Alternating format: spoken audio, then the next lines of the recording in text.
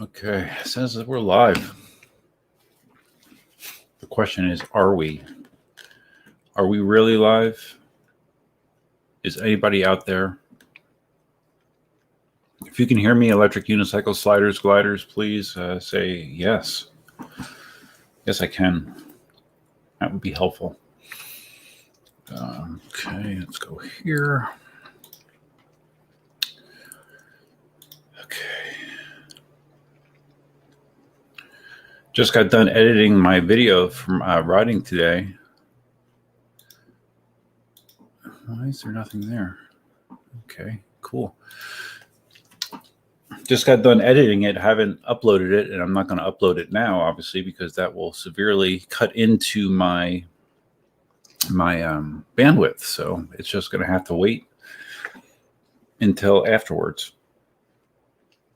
Actually, I haven't even processed the video yet. It has to get processed and then it gets uploaded to the channel. So, and it's a 360 video. So you know what that means? It means it's going to be big, way too big. All right. So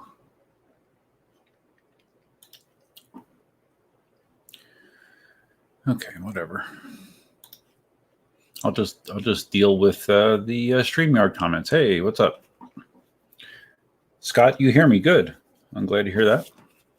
So this is the first live stream that I've done since, I believe, since the 10,000 subscriber live stream. And that was, when was that?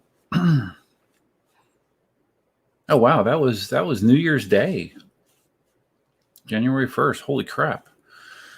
Okay. So yeah, that's 2.5 months since the last live stream. I was on kind of like a once a month schedule, and evidently I've fallen off of that. I'm not quite sure, not for any specific reason, but I am live. So hi, how's everybody doing? Thought we wait a little bit for people to get in here. So what's on your mind? What's new? What's exciting? You know, I know a lot of people are waiting on Inmotion to give more details about this new wheel that they're offering. It seems like Mickey has some information on it, which he teased people with. He's good at that. But I'm not sure how quickly or how much information we're going to get on it. As far as what I know about the V12, even though I don't know that that's the actual name, it's supposed to be a 100-volt wheel with higher speeds. And, you know, the V11 can already go 35 miles an hour for the first 20% of the battery pack. So there's speculation that maybe this could be a 40-mile-an-hour wheel. And that would be something by Inmotion. Heis. Hey, how you doing, Heis? I'm glad that we're early enough for you to hop on here. It's daylight savings over here in the States. I don't know, Heis, did they do daylight savings over there for you guys in the EU? Do you do daylight savings? In the spring, they move the clocks ahead an hour. So all day I felt behind I felt behind schedule all day. I woke up, an hour later, according to the clock, even though it was the same time I normally wake up, and everything just seemed to be retarded all day long. And I think we ate lunch a little bit before 2 o'clock. So yeah, I've been trying to catch up all day. And thanks for the 10,000. Thanks, man. I appreciate it. Okay, so Shield 1400. We're talking about the Inmotion V12. 16-inch wheel, is that confirmed? That would be a good form factor, especially if it goes as quick as they say. Some YouTubers got the V12. When are you getting it? I don't know. Like I mentioned, Mickey hinted that he has it. I think Marty is supposed to be getting his hands on it at some point. But no, see, I kind of I don't follow the plan to get me in that cycle. It seems like if you want to be on the demo wheel cycle, you need to be very verbal and persistent about getting on that list. You have to ask and ask again, and maybe ask a third time. And I have never been that way. So we'll see. Of course, I'd love to see it. And I'd love to get my hands on it first. But I've mentioned this before. If some of you guys are interested in me seeing these newer wheels, the most effective way to make that happen is to email Jason and say, hey, I'd love to see Duff, get his hands on an M Super Pro, or I'm sorry, Monster. There we go again, Monster Pro, or the new Inmotion wheel, or the new KingSong wheel, which that's going to probably be interesting as well. But yeah, just let them know, because I'm not really interested in hounding dealers to let me test out wheels. Because when I do, I mean, those of you that have watched my reviews, I mean, I really kind of go all in on it. I'll make 6 or 7 videos on a wheel, maybe more. Some wheels I've made double-digit videos in different scenarios. So some people like a condensed review. I kind of go in depth and just kind of, some people may say verbal diarrhea. Some people might just like the detail that I go into and just kind of give a first-person experience of what I think about a new wheel. Steve-O says that I noticed Watt Rides on Instagram bought a special 3D printed seal for his RS bearing. People are selling that because that model for that 3D print is on Thingiverse, that anyone can print that. I didn't realize that someone was actually selling it. How much are they selling it for? I'm curious. And they're printing seals for the V11 hollow motor as well. Okay. Well, I guess that's one way to handle it. If you're having an existing wheel, my hope is that manufacturers proactively change the design, that the customer is not having to fix their lack of foresight in engineering. And I am going to be talking about bearings as well this live stream. Ivanka Pipkins, I'm in Boston and can't find anyone to assist with a tire change. Any thoughts or solutions? I know that eWheels is contracted out with a guy in New York City that does repairs. Maybe you could work something out with them. I don't know. Who did you buy the wheel from? If you bought it from eWheels, that might be a possibility. If you did not, it might not be a possibility. I'm not really sure. But in the Boston area, isn't Black Cobra up there? He might have some recommendations for you.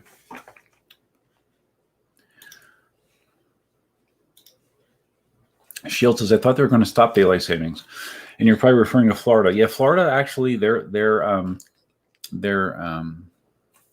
Congress voted, the state Congress voted, or the state legislature, I guess is the proper term, voted to do away with daylight savings.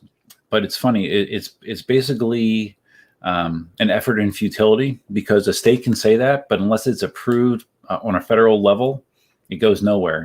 You're still doing daylight savings, and my impression when that was passed is it's not going to change anytime soon. So I don't know. I mean, I've never been a big fan of daylight savings, but like everybody else, I just kind of grit my teeth and bear it.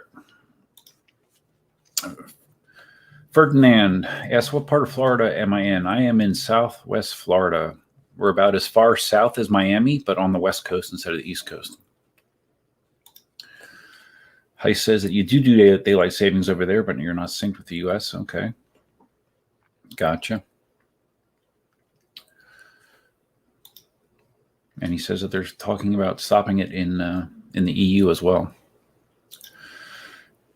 Nasty Thomas Hobbs. So your V11 is on its 3rd motor. Okay, well,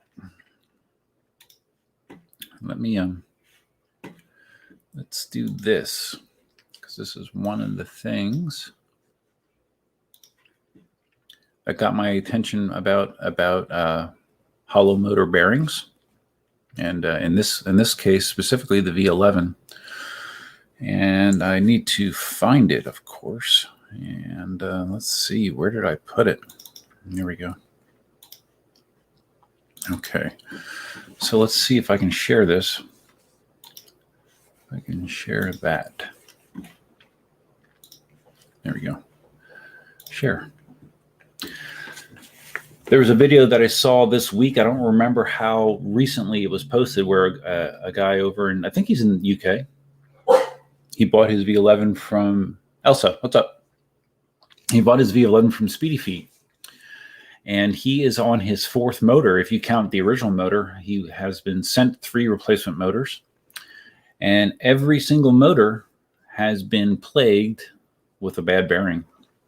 Some of them were bad right out of the box.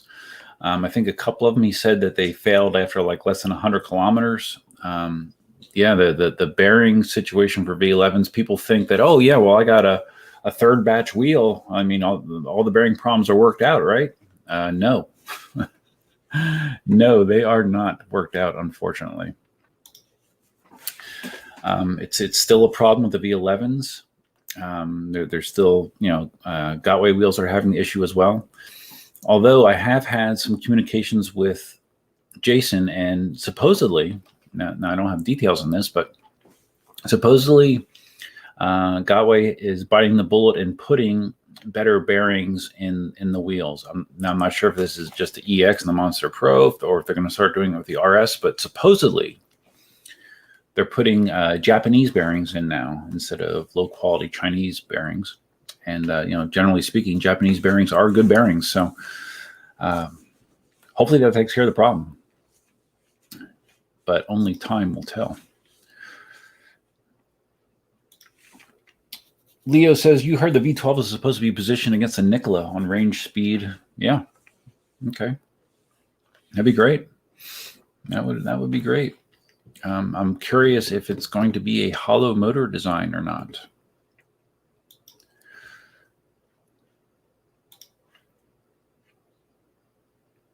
Steve-O talking about the demo situation. Now you got E-Wheels, Yuko, Free Motion, and Rev Rides all sending demo wheels. Yeah. Yeah, the dealer situation in North America is getting a little more crowded, isn't it? You got E-Wheels, which has been around forever. Yuko's been around for a while, but they definitely have been pushing to get more YouTube influencers riding their wheels. Marty has been almost 100% Yuko for the last couple of months. They sent him the S18, they sent him the V11 and the Monster Pro. He's wearing Yuko gear. Free Motion, I'm not familiar with Free Motion. I'm not sure who they are. Probably if you gave me more details, I would probably remember, but I don't remember Free Motion. Rev Rides, same deal. They've I know Zen Lee has been doing stuff with Rev Rides and a few others. And also, I just saw that Kevin, Alien Rides Kevin, is starting his own dealership as well. He is going to be selling scooters, and right now he's just selling Bugatti/Gotway wheels. He's going to be selling wheels as well, and he is going to attempt to make himself stand out by offering a 2-year warranty on the devices that he sells, and that's a bold move. Potentially risky, but Speedy Feet Ian's been doing that for as long as I've known him, and his business is still keeping above water, doing well as far as I can tell. So Kevin is going to be offering a 2-year warranty. I'm curious if that is going to nudge any of the other existing dealers to do something similar. I was surprised to see that, but yeah, good for him. Hope it works out well for him. Okay. Ivanka Pipkins, motorcycle tire place. Yeah. Oh, we're talking about who would help with a tire? Yeah, well, yes and no. They could put the tire on the rim, but they probably wouldn't be real thrilled with the disassembly process because unfortunately you got to remove the motor from the EUC. I don't know that a motorcycle place would be willing to do that, but possibly, maybe. Leo says, what do I want for the V12? More speed would be good, but not more speed because I'm interested in going top speed on these wheels. What I like about my higher speed wheels, and really the only what I would call a higher speed wheel that I own, is the Sherman. I like having that ceiling. I like, if I want to ride in the mid 30s occasionally, I don't do that on a regular basis, but if I want to do that, I know that the ceiling is up here, so my chances of bumping into that are slim.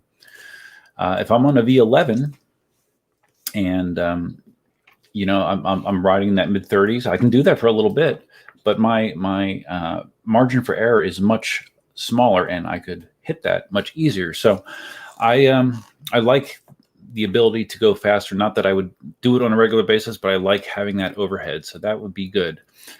More range, that would be nice if they put a bigger battery in there.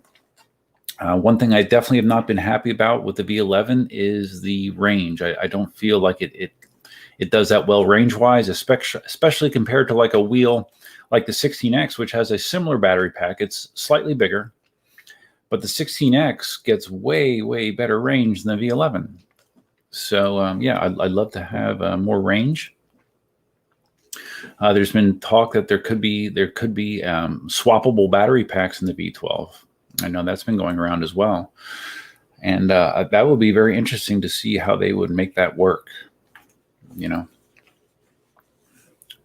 And of course, a good-looking wheel, which I come to expect from Inmotion. Most of their wheels I would classify as good-looking wheels. That would be a plus as well. We'll see. I'm excited to find out. I mean, really, that is the only wheel that I have been actively targeting for 2021 that I'd be interested in buying. I'm not buying a Monster Pro or an EX. I think they're way too much money, and some of the problems they're having is just not something I'm interested in. But yeah, I am interested in the new Inmotion wheel. Although with my experiences with the S18 and the V11, I'm a little, as someone that creates YouTube content, it benefits me to get something early. Get one of the first wheels so I can put my opinions out there and all that kind of stuff. But the non YouTube content creator in me probably would be best served to wait, because it seems like there's been a rash of, okay, well, you got an initial wheel, tough luck, it has all these problems. Maybe we'll fix them. Maybe you got to fix it yourself. I would much rather have those bugs worked out ahead of time. So I'm not quite sure the route that I'll go. But that is definitely something that bothered me with both the V11 and the S18. The early run issues. Okay. E-Wheels doesn't think I'm extreme enough. Yeah, maybe. But it's funny when you look at the views that I if you add up the views that I aggregate with the videos that I do on most of the wheels I've been sent to evaluate, it's actually more than a lot of other people that have reviewed wheels, believe it or not. So, but whatever, usually if I ask Jason, I can get on the list, but we'll see. I don't know. Not a high priority for me. Steve-O is not sure if they're selling it or just giving them away. Selling what? I'm not sure what that's in reference to. Brett Dufsky, hey, what's up, man? Ivanka, yeah, Black Cobra. I think he could definitely give you a good recommendation. Oh, what's this? A super chat? Ray, thanks, man. I appreciate it, man. That's much appreciated. It's funny. That's a segue and something that I'm going to be talking about in this video that I'll be posting later on tonight. YouTube has this thing where you can be a member to a YouTube channel. It's kind of a spin-off on Patreon, which has been around for a few years. Most people know what Patreon is, where basically you can give money to content creators for some additional spiffs or perks or whatever. And I actually have been messing around with setting up membership on my channel. Very, very inexpensive. There's two levels of membership. One is $1.99 a month, and the other one is $2.99 a month. And it's not active yet because it has to be submitted to YouTube for review. So when it's active, you'll know.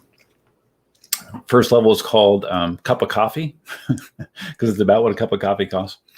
And second level is called No Skill Zombie Riders, because we all need to stick together, us No Skill Zombie Riders, right? So, but yeah, more information on that to come. But that is something I'm going to mess around with. If it Now, if no one joins, that's fine. If people find benefit in it, that's great. You also get special emotes and emojis that you can use in situations like this, live streams, that only members have. And there can be member only posts, there can be member only videos, there can be member only whatever. So something I'm thinking about in the future. We'll see. Steve O says he's got the original Z bearing in my V11. Still spinning nicely, knock on wood. Yeah, good. I've heard of other people say the same thing. I don't know. I don't remember, Steve, where you live, if it's a wet environment or not. But that's great. Just like I've heard, the people say, hey, I've had a Gotway RS and I've never had a bearing problem. Good. That's what you want. I'm glad to hear that. But that does not mean that the problem does not exist, of course. Brett says they should use ceramic bearings.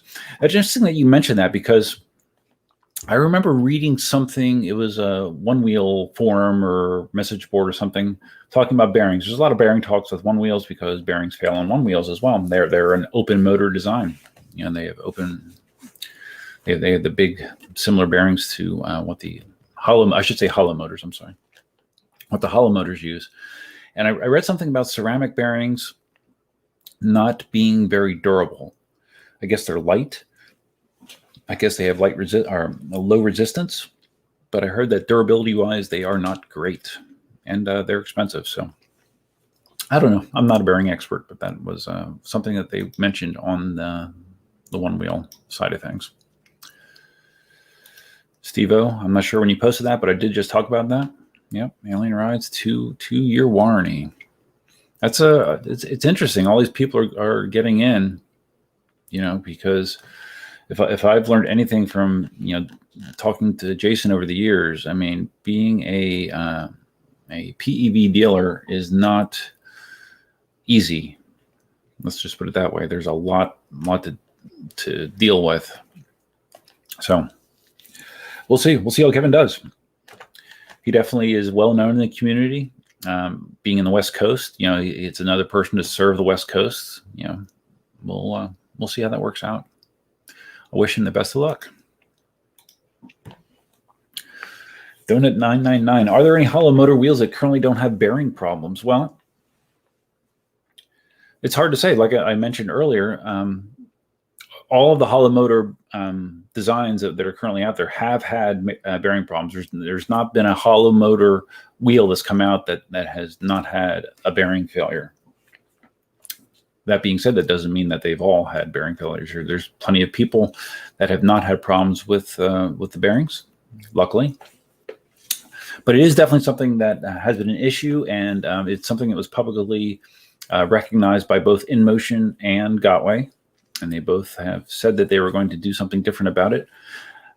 That's why with that graphic I showed you earlier, this graphic here, I found it disappointing.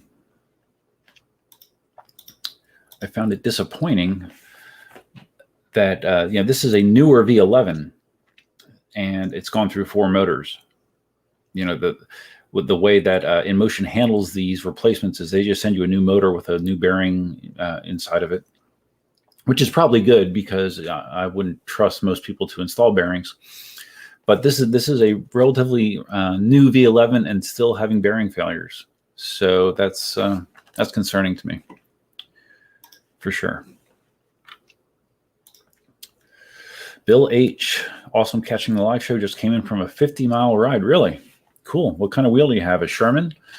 There's not a whole lot of wheels that can comfortably do a 50-mile ride. I just got back from maybe a 6 or 7 mile ride. I went to North Colorado Regional Park, and I had my 16X and my M10-3. So 2 wheels that you have not seen a whole lot of on the channel lately. So some of you might find it interesting. I don't know. We'll find out. We'll see how viewership is. Electric unicycle sliders, gliders. Yuko offers a 3-year warranty. Okay. Is that through a firm that outfit that finances vehicles? Is that through a firm that offers that 3-year warranty? And offers and includes obviously are two very different things. You know, if it's included, then you're not paying extra for it. If you're offering it, I tend to think that means that you are paying extra for that 3-year warranty, which might be worth it depending on what they charge. I don't know. I have not heard about that.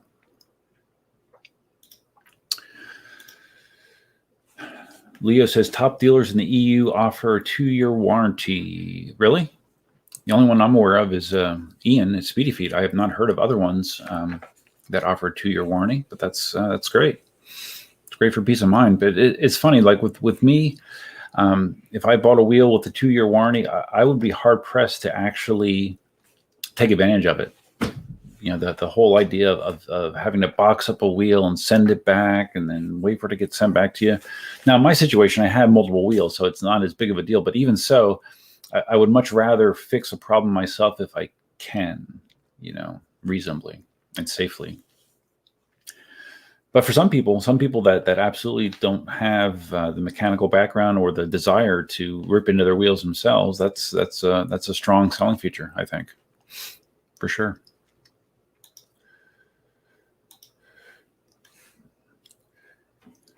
Alien Rides also has PEV works as a shop in San Francisco. Yeah, well, I know I've seen that he moved into like a warehouse space. So that's what he was doing. He was just fixing PEVs prior to this. Okay. Because I knew he had done that, but I didn't know all the specifics. So he was just repairing PEVs, and now he's expanded that to selling them. Is that accurate? It's a logical step, I guess. Since repairing units is a very big part of owning a dealership. Brett said 25-mile-an-hour wind. I mean, no ride today. Yeah, especially if that's a crosswind, that can be definitely dangerous. Yeah, the only wheels that I feel good riding in strong crosswinds are the heavy ones. You know, like my original Monster was good with side wind, crosswinds, and the Sherman's good at it. But it definitely can push you around. Got to be careful. And if it gusts higher, it's even worse. Shield 400. How do you feel about the EUC price hike? Sherman is now $3,200. Hold on. I'll be right back. Real quick.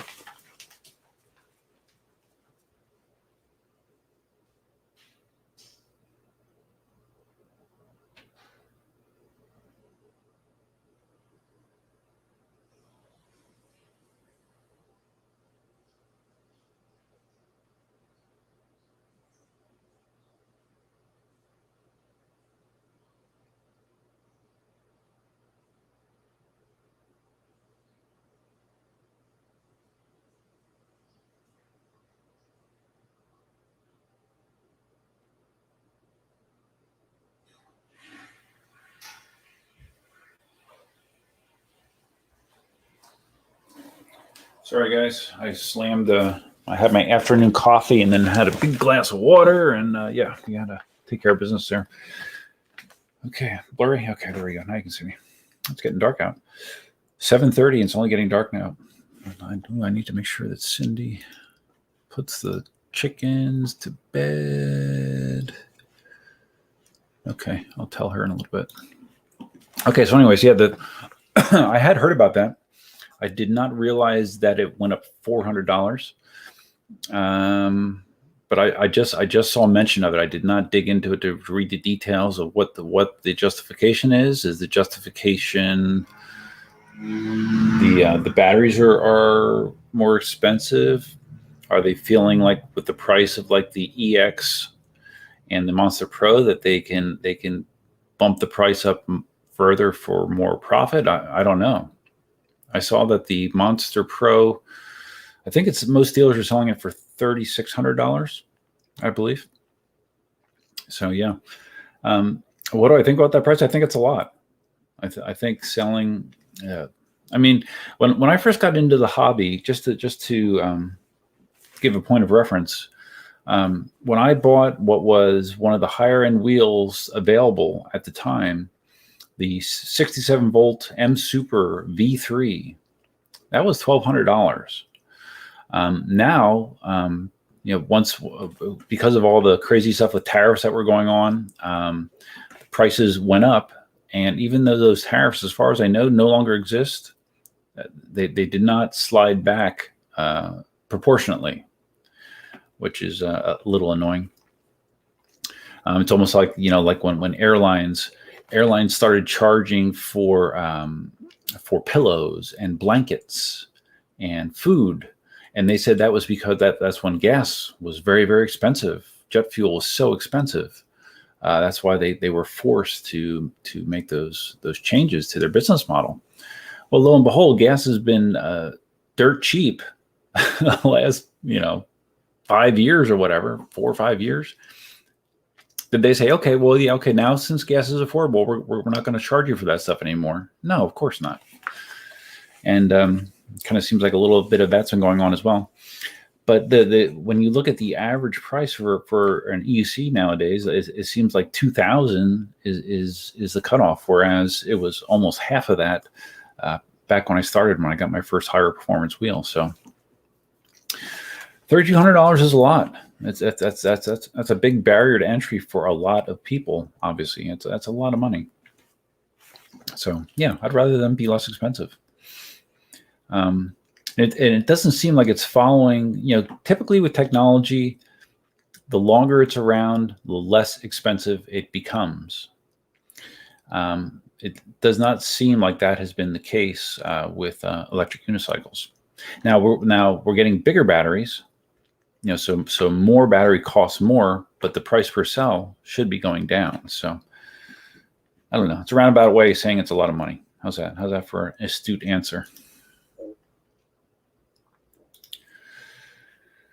Dogs and wind, EUC's nemesis. Yeah, when I was riding around the park today, there was a few dogs, and a few people had them. I was on the back part of the park, and there's a path back there, and a few people did not have the dogs on the leash. They thought, okay, well, we're in the back trail. No one's seeing me. I'm just going to let my dog off leash, which is, dangerous, of course. But whenever I'm around a dog like that, I will not just barrel past it and just hope it doesn't get excited and try to chase me. I slow down to like a walking pace. If the dog wants to engage me, I will more than likely just stop and get off and engage the dog. I have pads on; he can't hurt me really. So, but yeah, dogs can be a problem. I have been chased by a couple dogs a few times out here in the States. I'm gonna need light because it's getting dark. So let me go get my halo light. It makes me look 10 years younger. Hold on.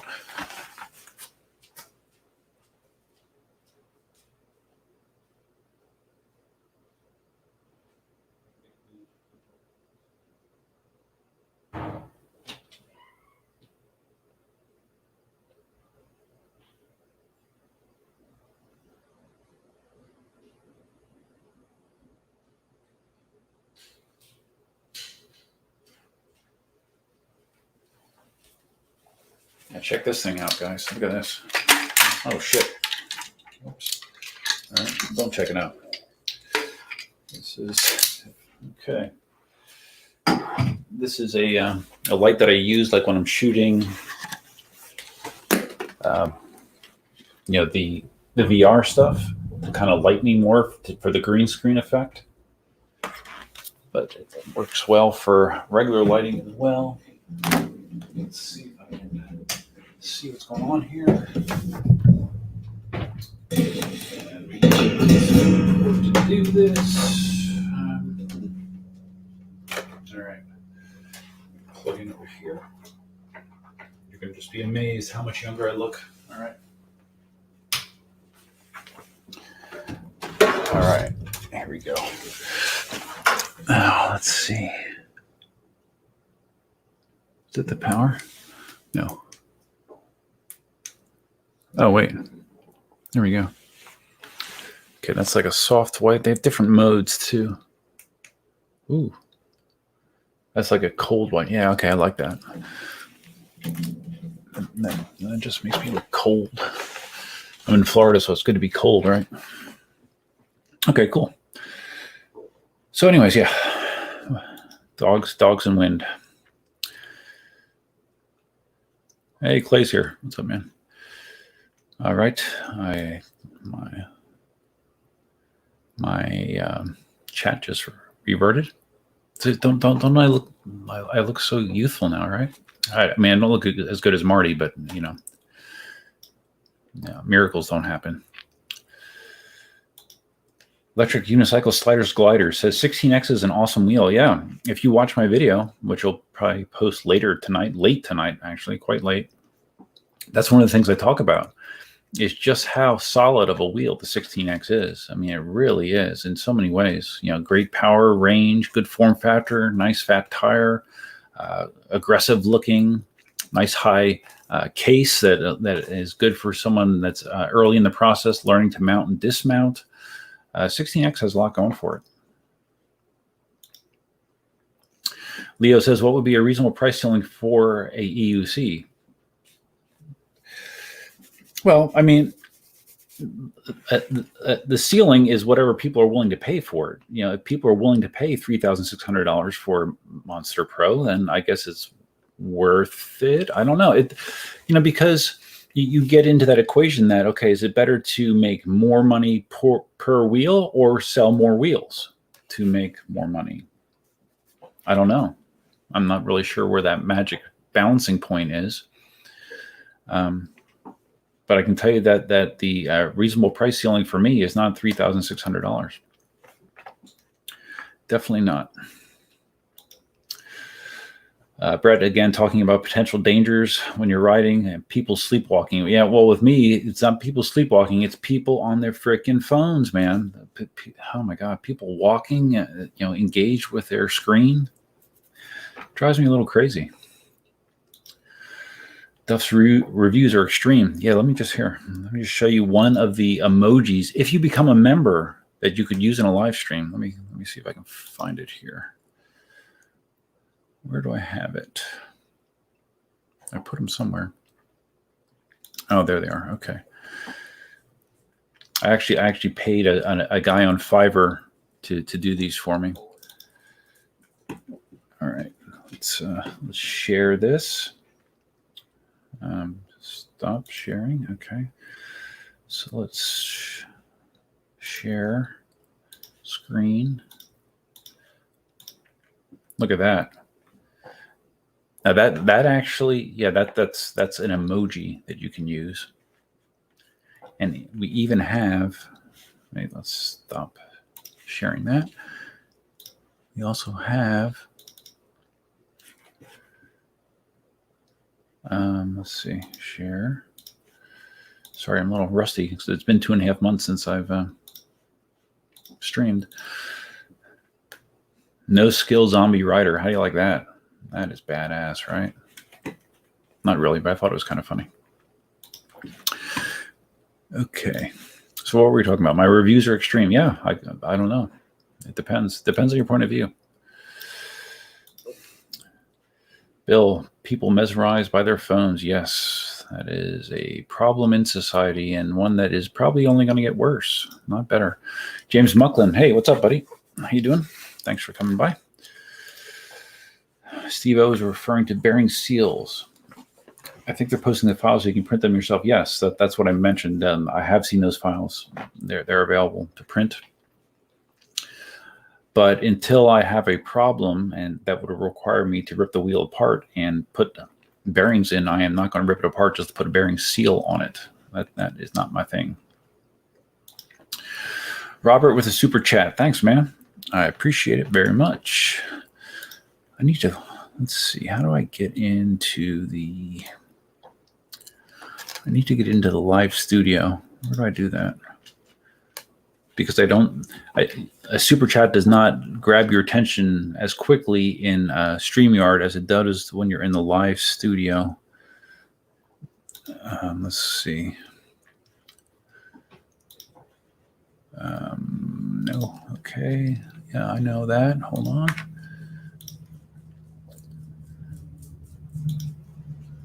Back. Close. Damn it.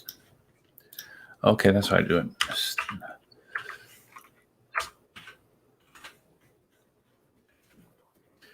Just trying to figure out how to see these super chats quicker, because I do appreciate it. Anyone that's super chatting me, that is more than kind.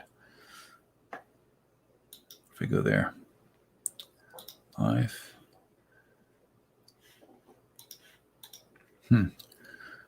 Can't get this off the screen. Oh, God damn it.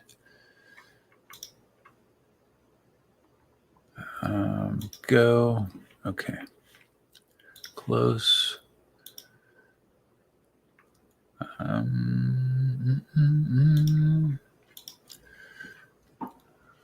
Okay. It seems like YouTube has changed something. It's making it more difficult for me to. Okay. Oh, damn it. All right.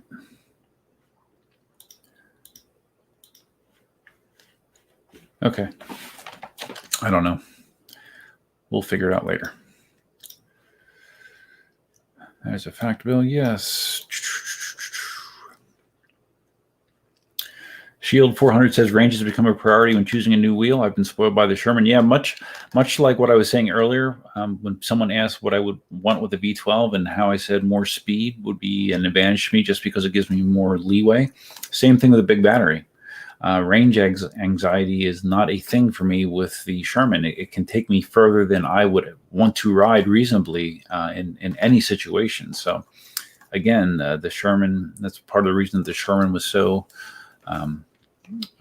revolutionary, is super high speeds, super long range. You no longer have to be that careful in planning out your trips when you have a wheel like that. Bill carries an air horn. Yeah, like I've thought about using, like some of the apps have like a horn function in them. I don't know. I don't want to scare the shit out of somebody when I'm approaching them, so I just will slow down, and if they don't turn around, they don't hear me, I'll usually say, on your left, on your right, just to get their attention. Because I've noticed sometimes people walking down a path, even though the path is wide, they want to walk right in the middle of it. So I do try to let them know to move to one side in a nice and polite manner. Marty needs a green laser for geese. Yeah, geese can be aggressive. I've never had a run-in with a goose on a wheel, but yeah, they can be aggressive.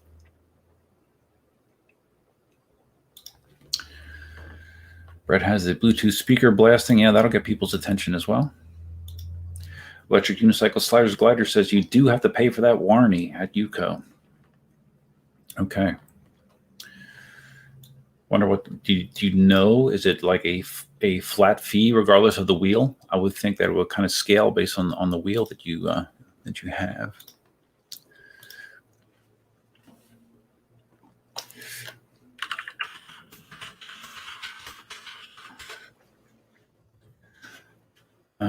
Okay. Dan is here. What's up? Oh, you just bought a used 18XL? Really? I didn't know that. Cool. Did you get a good deal on it? Might have to send my first one in for a lift switch problem that we haven't been able to fix. Huh. Cool. I've never bought a used wheel, have I? I'm trying to think. I don't think I have. Was my MCM4 used? No, I bought that new. I bought that from Nevin at Tech Toys. Is Nevin still in business? Because he's another U.S.-based dealer. I don't hear a lot about him, but everything I have heard has been positive. So, yeah, I don't think I've ever bought a used wheel. And depending on well, I shouldn't say that. I did trade. I did trade my my Nikola Pro 100 volt for the 16X. So that was a used wheel. So that's the closest I've gotten to buying a used wheel. And as long as you're buying it from someone that you trust, and and they haven't abused the wheel, it's a nice way to save a lot of money versus buying new. So, and wheels have a pretty long shelf life as long as they haven't been really abused. Dan, I will say hi to Cindy.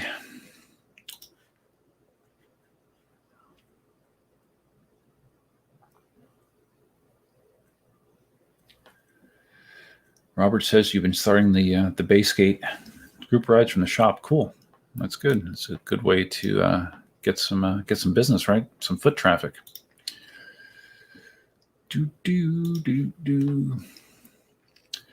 Leo says the price increase, or where he was talking about the new price for the Sherman of $3,200 versus $2,800.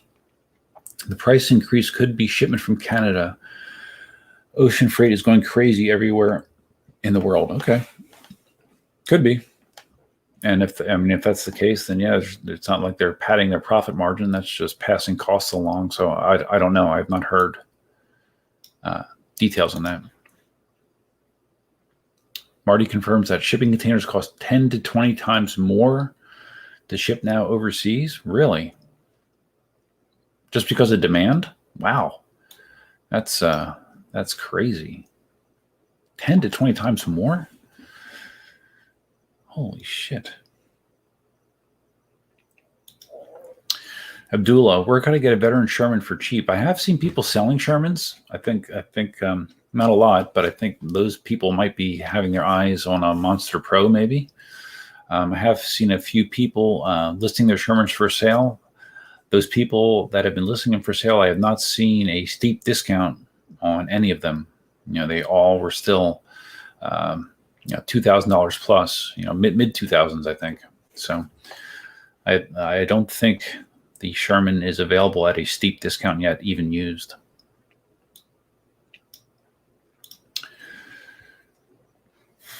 Leo says there's a big inland price increase due to congestion all over U.S. Chicago is having a difficult time. Interesting. Thank you. Dan says hello. Philly Vapes 215. Does that mean you're from Philly? I'm originally from the southeastern Pennsylvania area, Reading. Thinking of buying your first EUC. Isn't the Gotway MCM V2 a good starter wheel? It's not bad. That's a 14-inch wheel. Good motor.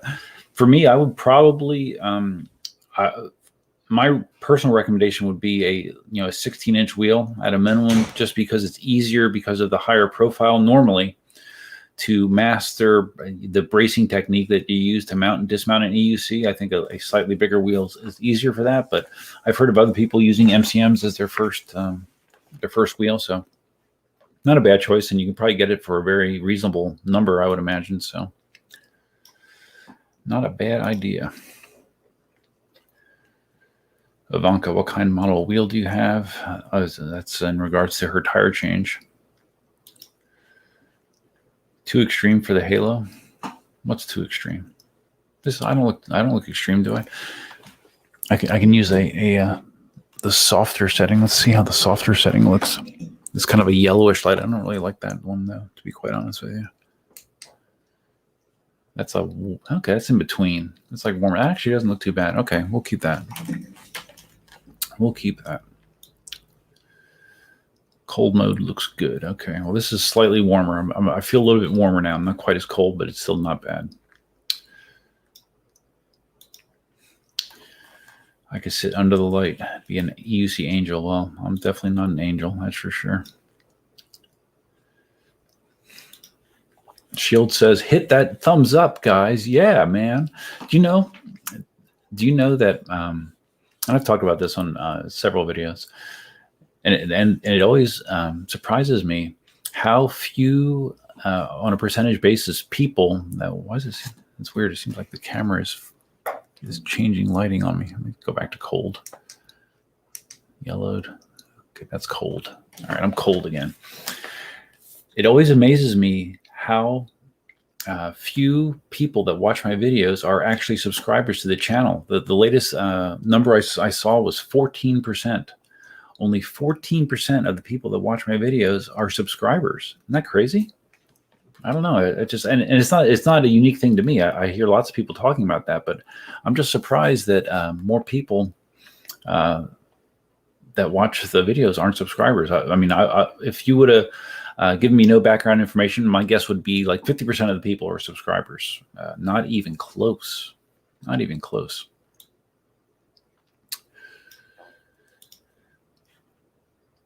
Hello, I am Abdullah.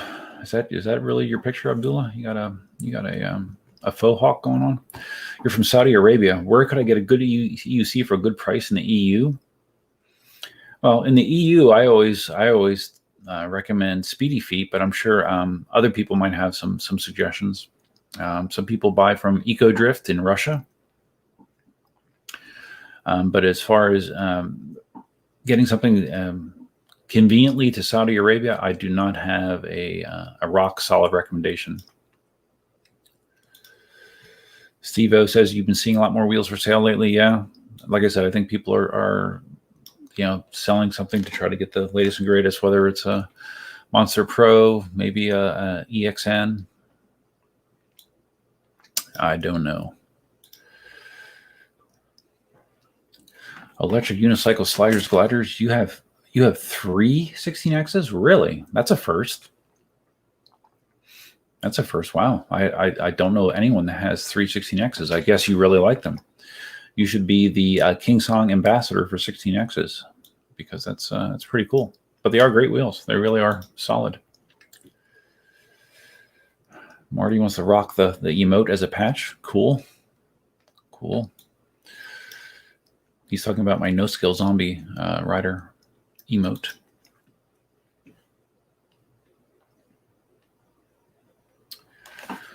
Abdullah says, my mother's husband had a horrible bike accident recently and doesn't trust him anymore, so he only buy one of these for me under 2,000 in the EU. So your mother's husband had a horrible bike accident, so he doesn't trust bikes, but he trusts a one-wheel electric balancing device more.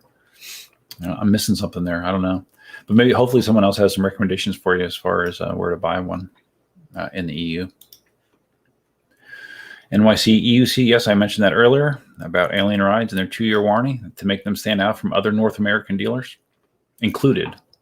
Someone mentioned that UCO, you can get up to a 3-year warranty. It costs extra. Kevin is including that with all of his wheels, so that's a bold move. So Dan got a used KingSong 18XL for $1,400. That's a good deal. I think mine was like $2,000 when I got it. And actually mine was, well, maybe it wasn't 2,000, was it? Because mine was actually technically an 18L, and then I paid for the battery upgrade. So in reality, I probably paid in total over $2,000 for my 18L converted to an 18XL. But I'm not sure what just an 18L cost back then. I don't remember. Slew Dog, how's that Model Y been? I like it better than the. Do I like it better than the Model 3? Yes. So those of you that tune out for my Tesla videos, I recently traded my Tesla Model 3 in for a Model Y, and it's been all good so far. I had Tesla Remote Tech come on Thursday, installed the Home Link, which aka garage door opener hardware in the car, and also fixed the wiring harness in the rear passenger door. It was loose, and that went without issue. It's been great. Very, very happy with it. And the way the numbers worked out, it was really pretty painless for me to move from the 3 to the Y. The only thing I gave up was full self-driving, which I can always get again if it's as awesome as they say that it eventually is going to be. I just know right now it's not awesome enough for me to justify spending $10,000 for it. Again, we're talking about the price increase. Leo says, in the U.S. and COVID, there's a shift from inland freight to rail. Huge bottleneck that is not solved yet. Okay.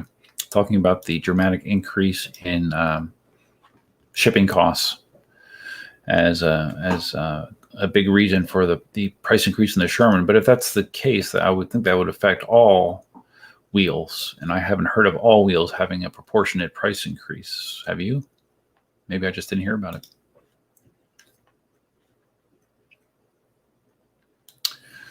Okay. Bill doesn't use the air horn and the whistle of the park. That's nice.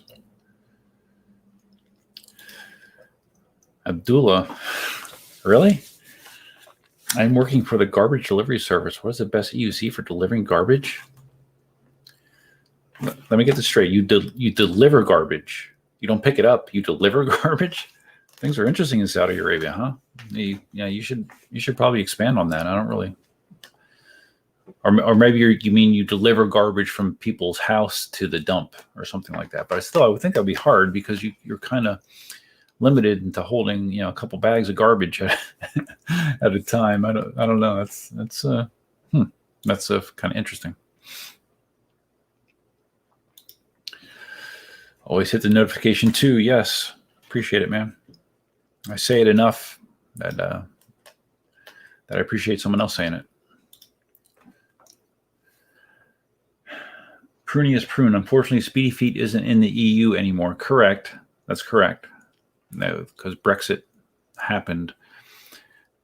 But does that mean he can't sell to the EU, or does it just mean that there's going to be a huge tax implication with the VAT tax if he does? I don't know. I don't know how the numbers work out, how they differ with Britain being in the EU versus not in the EU. If there's a huge price difference, it kind of sounds like there might be.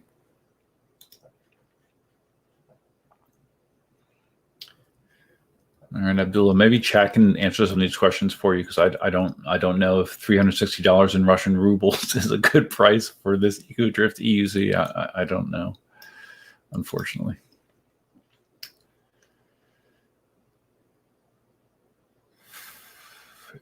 Is it a full moon? No, it's not a full moon. Will you have energy for me later? TMI, right? Okay, Abdullah, I don't know. I mean, are you for real, dude?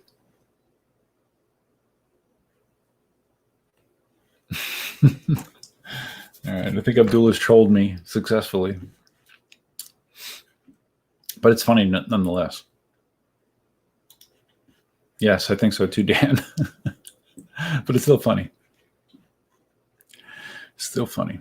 Okay, so now that I've caught up on chat, the things, like I said, I wanted to talk about were the bearings, the bearing issue. And I actually did kind of talk about this earlier. The information that I got was Gotway supposedly is switching to a Japanese bearing, an RS style bearing. It's Japanese. I don't know the model number. I don't know the manufacturer. But generally speaking, I would feel better about a Japanese bearing being in one of their products than a Chinese bearing. So that's a positive thing. And on the other side, with the V11, I mentioned how people are still having repeated issues with bearing failures, even though supposedly Inmotion has tried several different types of bearings. I'm very confused with what they're actually doing, because when I got my V11 and the bearing failed after a week when I rode in the rain, part of the issue that seemed to be the problem was it was a Z bearing, which is a Z bearing means it's metal capped. Dust proof, not necessarily very waterproof. And in response to that, supposedly from second batch on, Inmotion was going to be using RS bearings, which are rubber sealed, which supposedly are more tolerant of moisture, better sealed. But now I heard someone commented to me that they had heard that Inmotion was again putting Z style metal cap bearings in the V11. So I don't know what the hell's going on. I don't know what they're doing. They're not very transparent about what they're doing, unfortunately. So yeah, I mean, at least Gotway appears to be moving in the right direction. But again, time will tell. Brett says it's probably EVX spoofing. Yeah, maybe. That's up his alley. I could see him doing that. Have I tried the cycle board? No. Let's see what this cycle board. I've heard of the cycle board. Oh yeah, it's this. Okay, 2 wheels in the front and 1 in the back. I mean, I don't really see the advantage of that over a scooter, I guess. I mean, it looks like you can kind of use more body English when you're riding it, but no. The short answer is no. I have not tried one. No, I don't think it would interest me enough that I would, and I definitely would not be buying one. If someone wants to give me one, I'd ride it and test it and try it, sure, but I don't see the appeal to own something like that. Yes, Shield. I think Abdullah is doing all those things. I think you're right.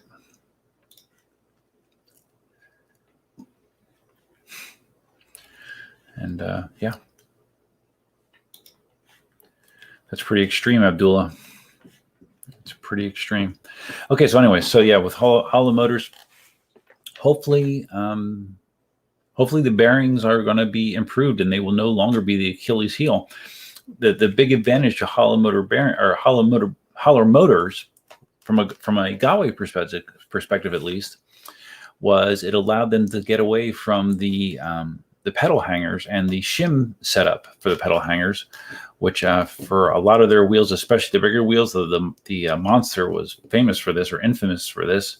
Those shims will get loose, and the axle nut will get loose, and you have to disassemble the wheel, put it in a vise, make a modified socket to get on the nut, and then just lean on it with all your power to try to tighten that thing up again.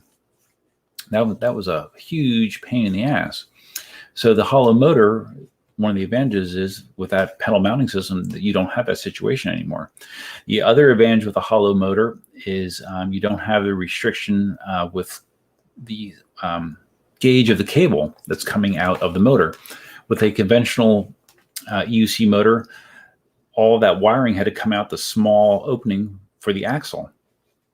With a hollow motor, there is no limitation with the wire size, so that is the other advantage to it. So on paper, it sounded great when all the manufacturers were talking about hollow motors. You know, the consumers were like, "Yeah, give it to me. It's I can't wait to have it." And unfortunately, it just seems like I don't know if they didn't do enough testing, but I'm dumbfounded how they were unable to have an idea that this was going to be an issue. Durability was going to be an issue. Exposure to the elements was going to be an issue. I don't know how they could have that big of a miss, because that's a real big miss for me. So hopefully they get it solved. But I know for myself, I don't need a hollow motor to be happy. The Sherman does not have a hollow motor, and it's 100% fine. If you can come up with a design that doesn't require me to take the wheel apart to tighten axle nuts, I'm good to go. Yeah, that's all I need. So,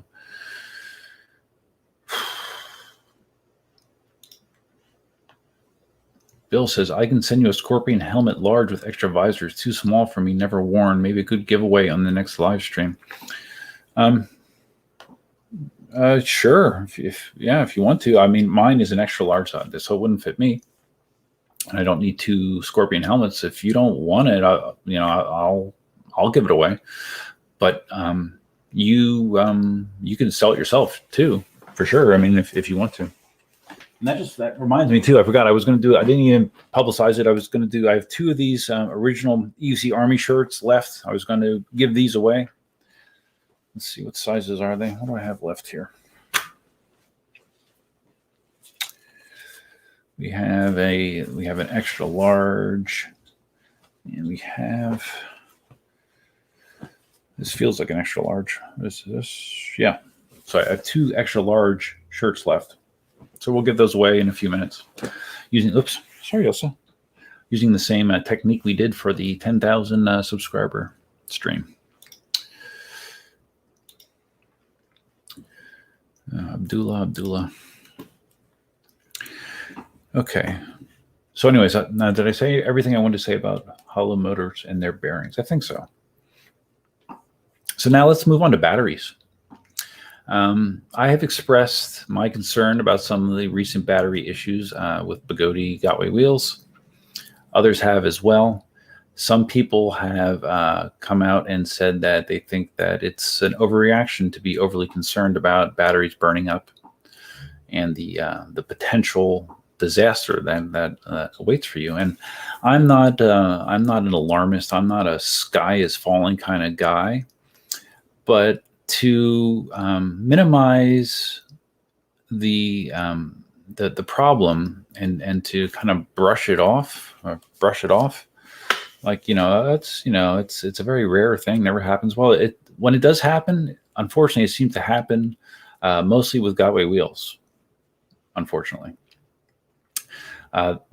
There's been, all kinds of fire situations recently. I shouldn't say all kinds, half a dozen or something like that. I think the latest, though, and maybe someone can give me details on this, because I saw on one of the Facebook groups, someone mentioned that Fantomas, the guy that does all these crazy jumps on his Gotway wheels, and the guy that did the hilarious video about his RS bearing failing, where he was like taking a shit on the wheel and stuff, literally. He posted something on Instagram, and I never heard details about it, but it made it sound like another wheel, Gotway wheel, burned up in somebody's house and did significant damage to the house. Does someone have information on that? Because that's been getting a lot of traction, and unfortunately I haven't had the time to go back and dig in to see exactly. Oh, Leo, you just read my mind.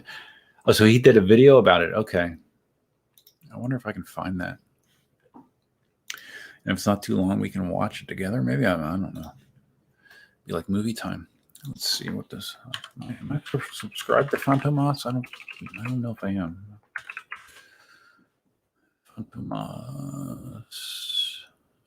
Fantomas. UC. There he is. End of Grim Reaper. Is that it? The End of Grim Reaper video?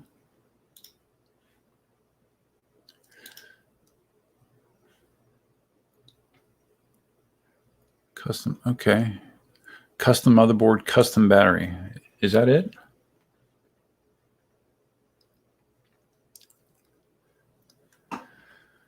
Okay.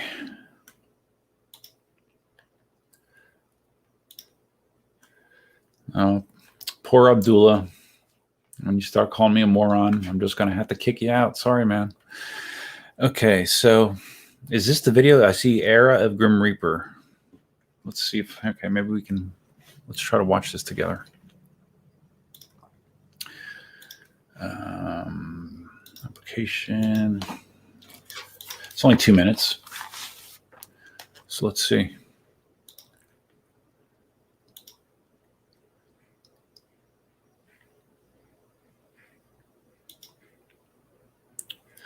Okay. Okay, he's just showing all the different stuff he does on the wheels, like BMX Park. Okay. No, okay. I don't see any mention of a fire there. I wonder if he just posted it on...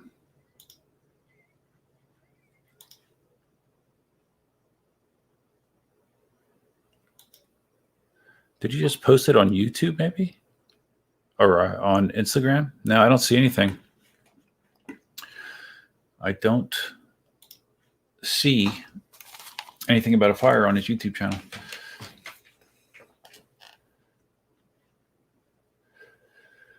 Okay, so he posted pictures. What, on Instagram, I assume? Let me see if I can find that. So I do believe I follow him on Instagram.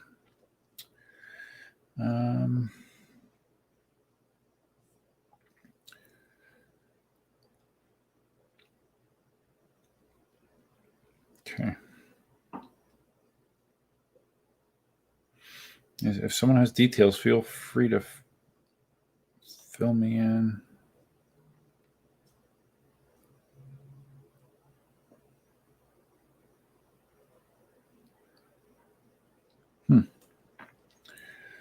I see stuff, but I don't see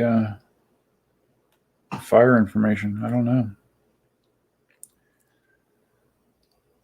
All right, well, someone will fill me in. Or maybe he took it down. I don't know. Okay, do I charge after every ride? I usually only charge when needed or when the battery is really low. It depends. If it was just a short ride, I typically will let it go, and then I'll just, like, if I know I'm going to be taking a wheel out that day, I will charge it up and take it. I will charge it fully and then ride it that day.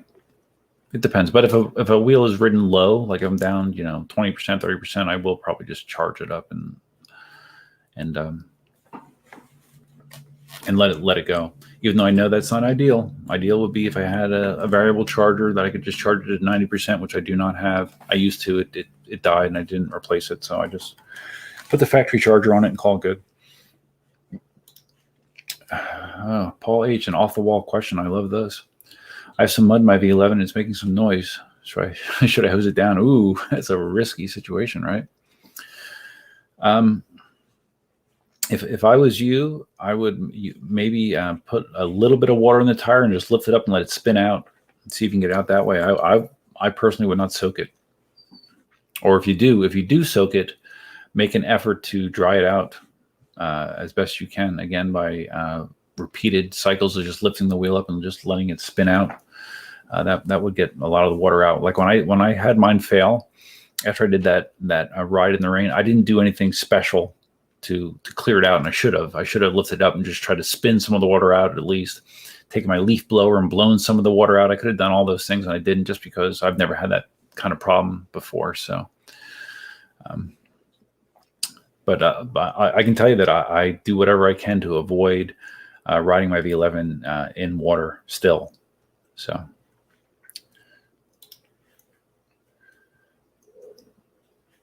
I think Angry Gopher is Abdullah. That's my guess. All right, we're gonna stop posting his pictures his questions up here. Volt Hunter, been thinking about getting an EUC recently. Cool. What do you have now? Super cool. So anyways, batteries. Well, let's give away a shirt. Okay. Now the way this works, and this procedure worked pretty good when I did the live stream last time, is when I'm going to put in chat, I'm going to say, okay, voting starts now. And when I say that, you are going to put in a number from 1 to 100. And I am going to load my random number generator from, I think it's Google has one built in. I think that's what I used last time. Random number. Yep. Okay. So let's make the max 100. Okay. So XL shirt. Yes. Starts now. Okay. Okay. So put in your number between 1 and 100. I will include shipping to wherever you are. The way I handle it is, if you are one of the winners, you just email me your name and address, and I'll ship it to you in the mail. Worked out pretty well last time. So we'll let this go for a little bit here.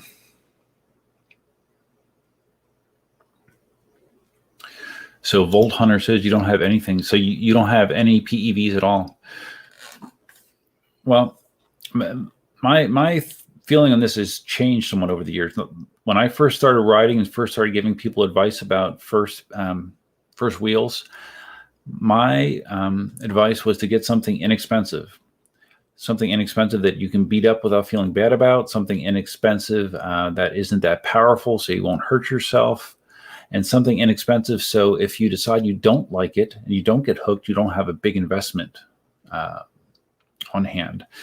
Over time, there's a problem with that strategy, because a lot of people that are motivated enough to buy an EUC, they're going to see it through. They're going to get through the rough process of learning, and they're going to learn how to ride, and more than likely they're going to like it.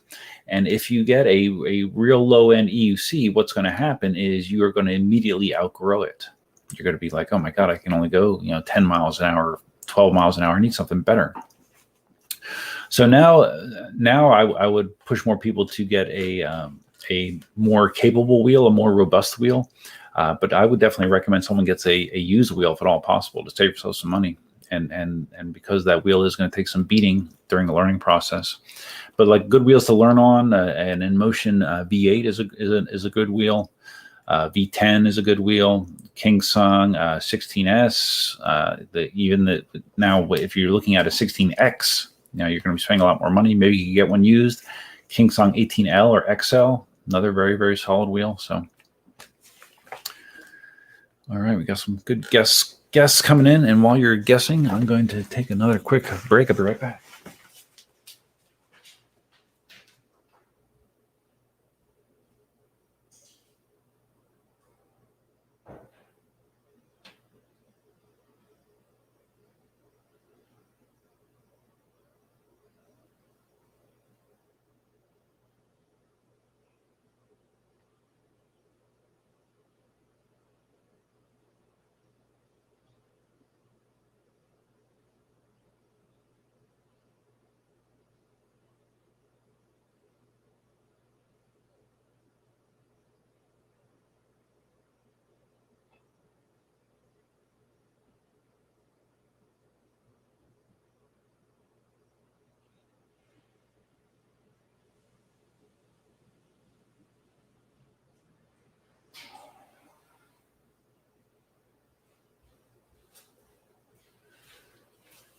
Okay, that's probably enough guesses. So let's. Okay, so now what I'm going to do is I'm going to voting closed. Okay, so anything in between my voting open and voting closed counts.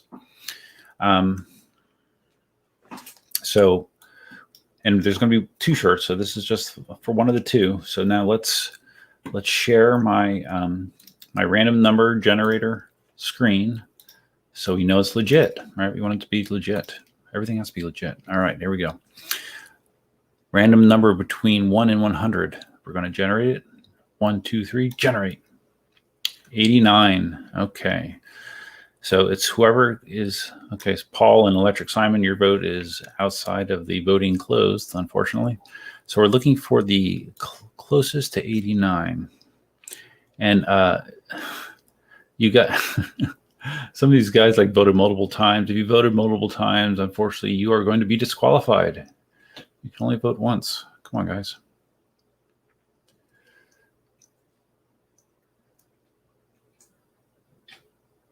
Yeah, there's a several.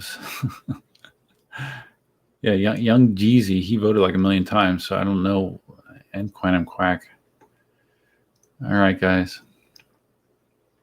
Okay, so this is like next to impossible for me to determine because all you guys voted multiple times.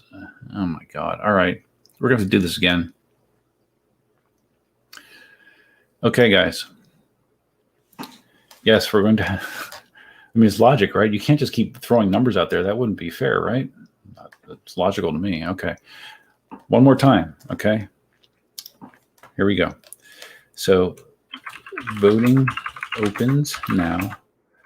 1 vote per person.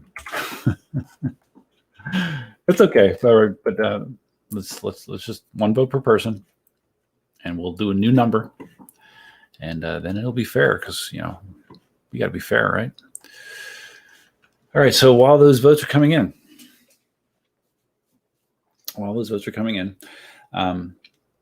so battery stuff. Jason at eWheels is obviously concerned with Bigoti, and like I said, the people that are saying, "Oh, it's not a big deal." Well, if it wasn't a big deal, I don't think Jason would be taking the steps that he has been taking. And the latest step that he's been taking, which actually I think was revealed by a Marty last week, I guess. I'm not quite sure if that was the plan to reveal that way or not. Is Jason is actually going to be outsourcing battery packs for the EX, the Monster Pro, and I'm not sure if there's other ones as well, but I know that those are 2 of them that he's talked about. He is actually going to, I guess, buy the wheels without a battery pack and pay a third party to make batteries that have voltage monitoring and temperature monitoring and all kinds of better safety features in them, and then put those in those wheels. Now, I don't know how far along it is in the process, and I know that there's going to be a lot of logistics involved with that. I don't know how it's going to affect the cost. But I thought I heard that his goal was to have these wheels coming out with these custom third-party packs in May, end of May sometime. So that's not that far off. So I thought that was really interesting that he is willing to go to that level to address the problem. So if I was me and if I was targeting an EX or EXN or a Monster Pro, no doubt about it, I would wait until eWheels works out the details with this plan to put third-party battery packs in there. It's going to be, from what I understand, it's a company that I don't know what company he's dealing with, but I know that supposedly they make like 1 million packs a year. Someone that is very, very experienced in this. So I thought that was a really interesting development. And Jason has done this before. When manufacturers weren't willing to do certain things, Jason was willing to step up to the plate and do it himself and pay for it himself. So this is probably the biggest example of that I've seen so far. Okay, so we're going to close voting. Close it. Close voting. Okay, so now we're going to generate a new number. All right, guys, here we go. A new number. Oh, wow. 1. What are the odds of that? I guess 1 in 100, huh? All right, so the number is 1. Bolt Hunter, not very good at counting. Okay. All right, it's looking to me with a vote of 10, or a guess of 10. Shield 400 is the winner. So let me just jot this down here somewhere. So now what you need to do is just email me at duff@eucarmy.com, your name and your address, and I will get this in the mail to you lickety split. XL shirt. Okay, and like I said, I have one more shirt. I'll do another giveaway for that in a little bit. Okay, so I saw Mickey's here. Cool. What's up, bud? All right, let's get up here. I don't know if you want to weigh in, Mickey. I was just talking about e-wheels and how they're going to make custom packs for the higher end Gotway wheels, the Monster Pro, the EX. I assume the EXN. I don't know if they're going to do that for the RS or not. I have not heard that. Okay, so let's get past all these numbers. We have lots of numbers. Talking about the question about the good first EUC, the best would be to rent an EUC to learn. Yeah, that's sure. Depending on where you live, I think Nevin from Tech Toys, I believe he actually rents EUCs. I don't know if other people do. Maybe that's one thing Kevin would do at Alien Rides too. I don't really know. Yeah, that would be one route. But I know I can tell you when I learned on a Ninebot 1 E+, and I beat the living hell out of that. Now I didn't realize just how much I would abuse that wheel. I should have taken more steps to pad it and protect it. Like if the Roll NZ covers were available back then, that would have been a great purchase. Like if you are just learning to ride, you should invest in one of those Roll NZ covers if they make it for your wheel. It's like a neoprene cover. It really does a good job of keeping your wheel intact through impacts. That's money well spent, if you ask me. Bolt Hunter, you're looking at getting just an Inmotion V11 outright. Okay, well it's a good wheel. That's a solid investment. I love my V11. Don't love the bearing issues that some V11s have, but overall, I'm very happy with the wheel. So Bill said you started with a V8 and outgrew it in 2 months. Yeah, that is a scenario that does happen. So you have to kind of weigh them. You know, sometimes you could sell that wheel that you learned on. Some people like to just keep it as a backup wheel. For people that have a lot of wheels like me and Marty, having just one wheel would be weird. It's nice to have a selection. Okay. Voting talk.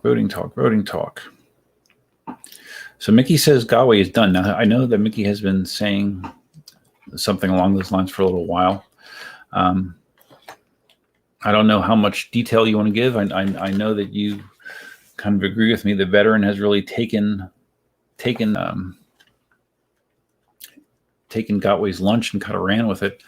I went as far as to make a video about it, kind of, that you guys may or may not have seen. Let me see if I can find that.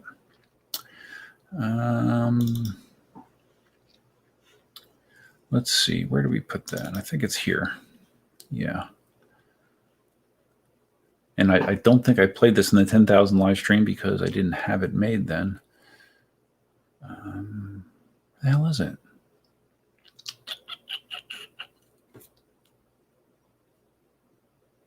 Huh. Okay. Oh, wait, there we go. Here we go. And if you've seen this in the video that I posted it in, I apologize in advance. But let's show you the video I made that kind of talks about what what Mickey mentioned.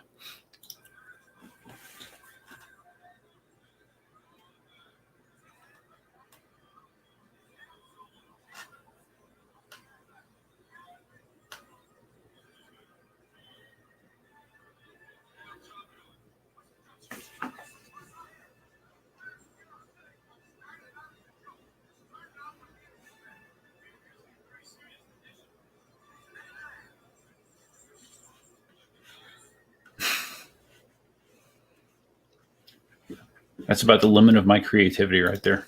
So yeah, but that was alluding to the same thing that veteran has come in and really done a number on Gotway when it comes to high performance wheels. Now with the Monster Pro, some people say that that's an answer. Some people say it's not.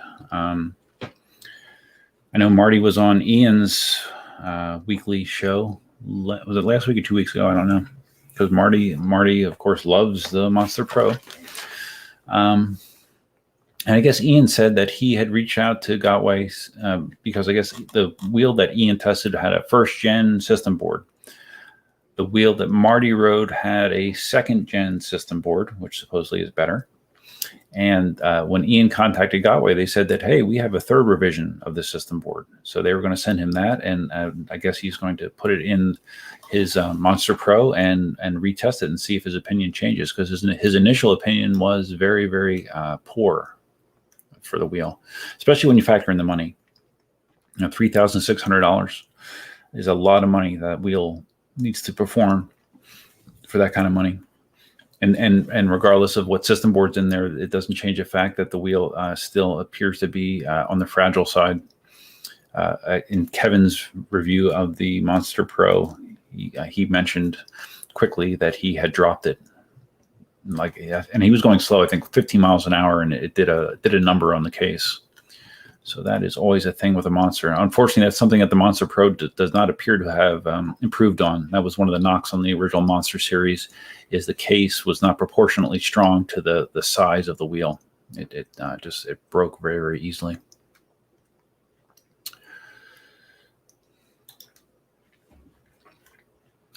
I don't know the details of the batteries, if they're going to be encapsulated. When you say encapsulated, do you mean like in an enclosure? Like like you see within the Inmotion battery packs. I don't know. I don't know the details. I don't know that he's made it everything public about it, but I know that they're supposed to have a lot of safety provisions built into them that current Gotway battery packs do not. That is for sure.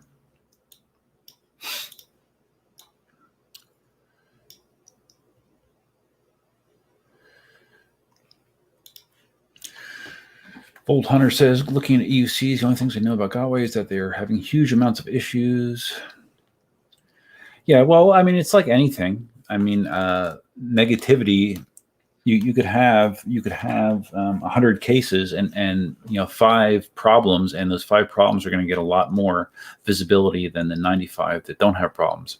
That being said, like I mentioned earlier, I still think that there are some very clear trends with battery issues and disproportionately tied to Gotway wheels. So that is a thing for sure.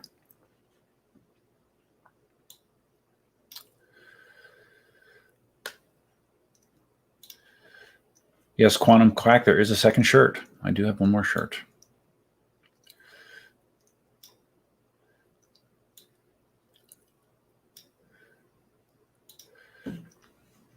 Again, talking about Bolt Hunter, talking about getting a V11. Yeah, it's a quality wheel, but again, to learn on a wheel, just make sure that you protect it adequately.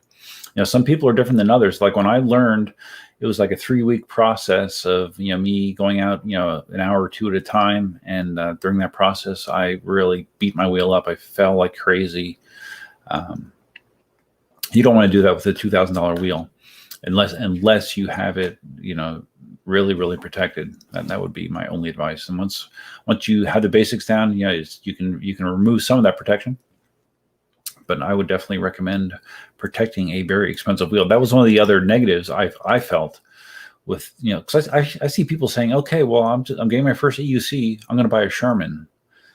I'm like, okay, well, the weight of a Sherman and the power and stuff, it just to me it's not a good choice for a first wheel. But multiple people have done it, and some of them have had good success doing it that way. So there is no hard rule for anything. Obviously, your mileage may vary, but for me, I would be more conservative for my my first wheel. Roll NZ cover. Yes, if you just go to literally roll.nz. I don't think I've ever seen a V11. I think a suspension wheel. Well, you could do it with an S18. With a V11, it might be tougher because of the way that suspension works. To put a cover on it, I don't know that you could really do that. But you could do it with an S18, the way that S18 works, I think. So, but yeah, you can go on their site and you can see what they have covers for. They're not cheap, but they're very high quality. Very high quality. And I have not heard a negative word about anyone or about a cover that anyone has bought. Everyone has been very happy with them, and they have different colors available as well.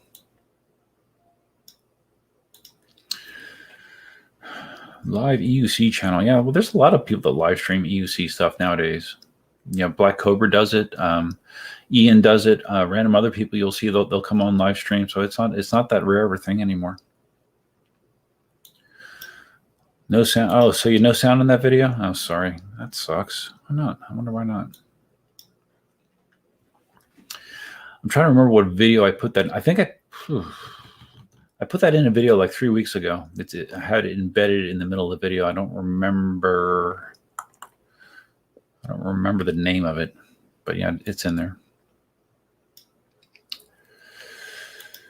Okay, so Mickey doubling down on his comments on the Monster Pro. Mickey was like the first one that kind of put a negative spin on the Monster Pro.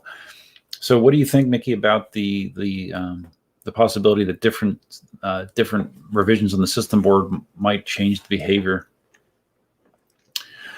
I saw Kevin's review on the Monster Pro, and it was positive. It's funny, he went to Kevin has found the magic sauce for thumbnails. All you do is you put a nice big picture of the PEV, because he did this with a scooter too. His thumbnail for the Monster Pro video is the Monster Pro and then just 50 miles an hour next to it. One of his videos went viral with just because that simple combination just sparks interest, and he did it again with the Monster Pro. It's kind of funny. But his video, it was positive, but I mean it was kind of short and didn't go in depth in a lot of stuff, but he seemed to like it. But anyway, what was it? Oh, so Mickey, I was just wondering, like, if you think that if you rode a Monster Pro with the upgraded system board, are you open to reconsidering that opinion? Gotway got finally found out. All right. You're not going to get off the Gotway blacklist with comments like that, Mickey. I heard they're monitoring this chat.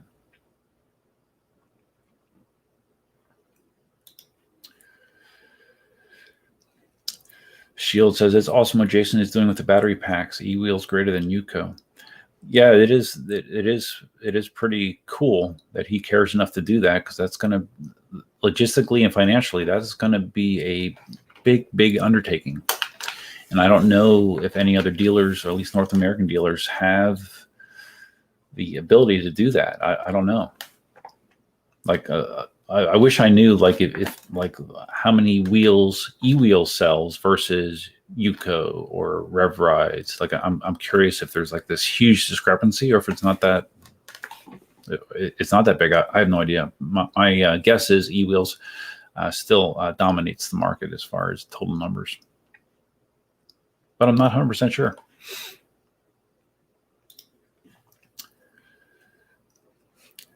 John lives Gotway for life. Yo, do you live Bigoti for life? Brett's back. Thank God, man. I was wondering where you were. Glad you're back. So Mickey says the firmware won't fix all the negatives about it. Okay. Well, from your video, I remember one of the big things you weren't happy with was the stopping. And just the general sluggishness, I guess, of it.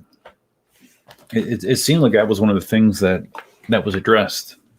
But again, until you ride it, I guess you don't know for sure. And did you, Mickey, we were talking about this earlier, because I know that you dropped a hint about the new Inmotion wheel. So you actually have it, and you're going to be doing a video on it. Is that accurate? K-Man 19, how's the Tesla running? It's running great. It's just like a bigger and better version of what I already had. It's like the Model 3 with more headroom, more space, and a power trunk, and a deeper frunk. Very happy with the Model Y. Shield, whatever happened to Ray breaking V Sherman speed record? I don't know. Didn't he break it on the Monster Pro? I don't know. I don't promote or subscribe to that. I don't really like that.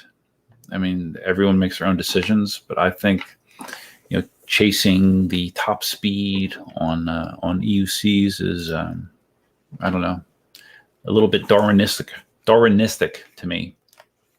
I don't know. I guess people like bragging rights, but that isn't something that I promote, and I give thumbs up and acclamation to. So, but last time I heard that, supposedly I thought Brian eclipsed that speed record on the Monster Pro. That's what I recall seeing.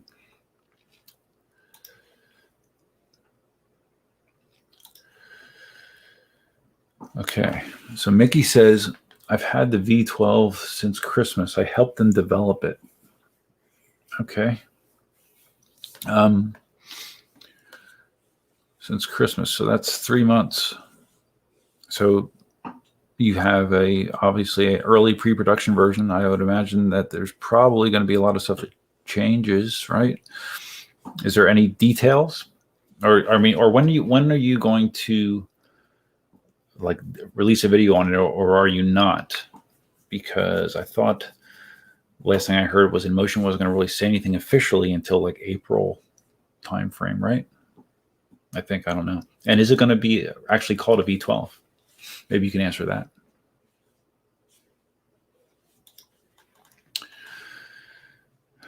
Okay. Mickey says it's going to be a beast. You've injected some amazing feature.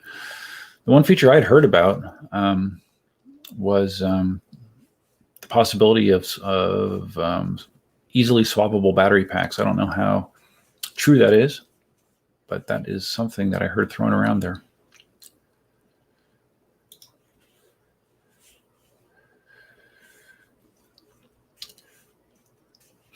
Mickey has been through multiple prototypes, and now the final is done, and it's epic. Well, I take your word for it. I mean, you definitely would know, since you got your feet on it, and hopefully it is. Yeah, I hope it's good. I talked earlier. I am a little bit gun shy about the idea of being an early adopter of a wheel, based on the trend that we see lately, that all of the early runs have multiple issues, it seems, sometimes kind of serious issues, where the manufacturers say, okay, well, wait, this is a problem, but batch 2, this is going to be fixed, or batch 3, this is going to be fixed. I'm kind of worried that that's going to be the new norm, where things aren't tested sufficiently, and the general public is the guinea pig and has to deal with the consequences. So hopefully that's not a case of the V12, but that is something that I am a little concerned about. A video coming soon. All right. Is that soon TM? Is that EVX soon, or is that soon as in next week?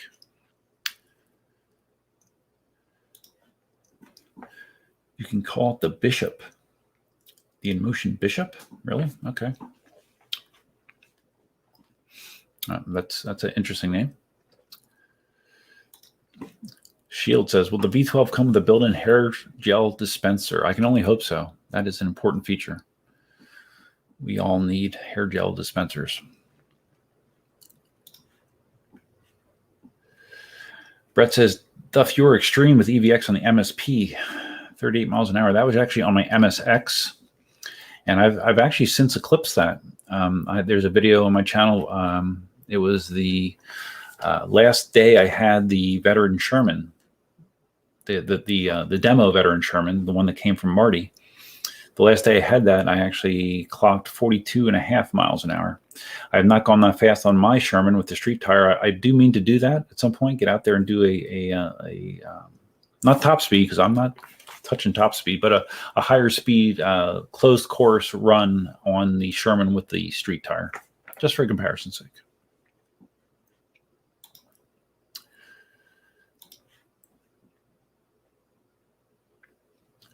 Paul H., the life expectancy of an EUC. I've heard of people getting 10,000 miles plus on an EUC. You know, you're gonna wear out a tire probably. But as far as charge cycles in the battery, I mean, you could, and depending on the amount of times you cycle it, it could last a long time. And there's some people that put incredible amounts of mileage on their EUCs. Much more than me. I mean, I've only ever owned an EUC that had over 1,000 miles on it once or twice. Most of my EUCs have hundreds of miles on, not thousands. Well, that's a good question. And again, Mickey probably cannot answer this, I would imagine. And I did throw this out there that if the V12 is going to have a hollow motor based on all the issues that the V11 has with bearing problems, I would be fine if it didn't.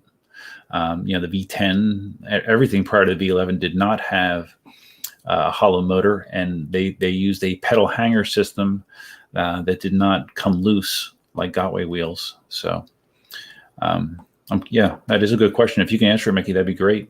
But if I already guess, I bet it does, but I'm not necessarily happy about it if it does. Yeah, Leo, you know Mickey too, huh? Define soon.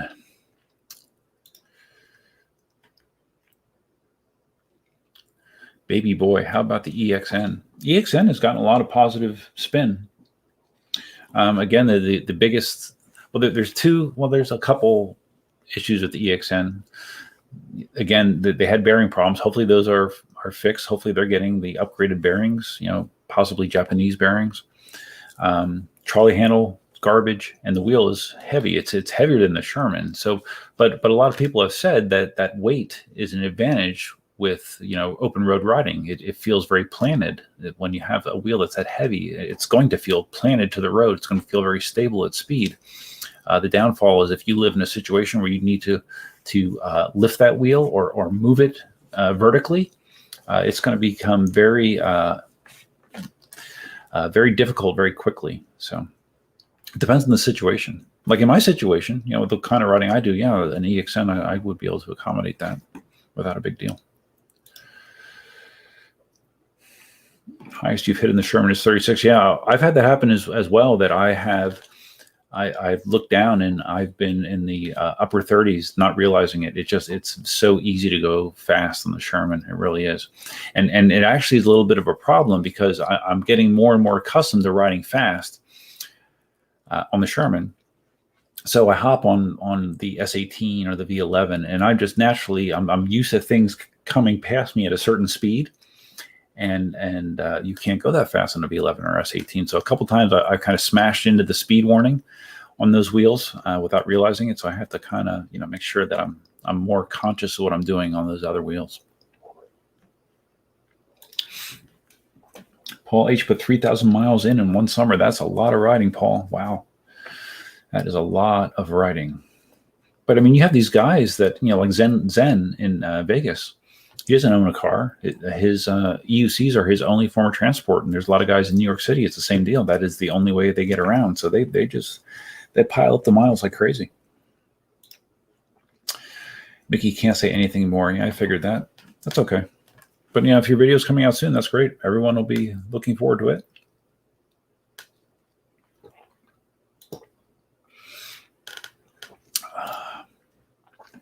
Props on Brain Off FPV. Have you seen a hollow motor bearing fix? I have seen that. It's a cover for the bearing that people have been printing in TPU, which is the same material that Clark pads are made out of. I guess it's designed to seal off the bearing from contaminants. I haven't printed it. I'm not really looking to do that unless I would have to replace the bearing on my V11 and I already had it torn down. Then maybe I would do that. But it is cool. I heard some people actually selling it. They're selling that design as well because it is available for free on Thingiverse. But I heard that they have it for the RS and the V11. So it's cool.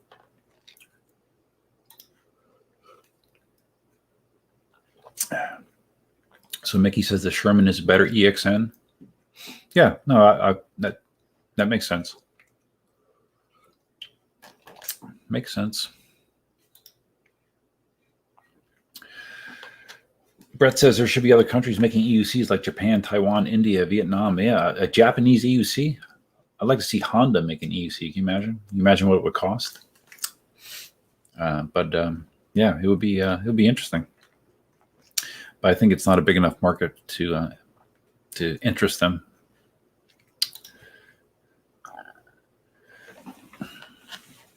Leo says, Panda, and is there any food put some miles on their EUCs? Yeah, there's a lot of guys out there that ride so much. I mean, compared to me, I'm lucky if I get to ride twice a week. Just do not get the time.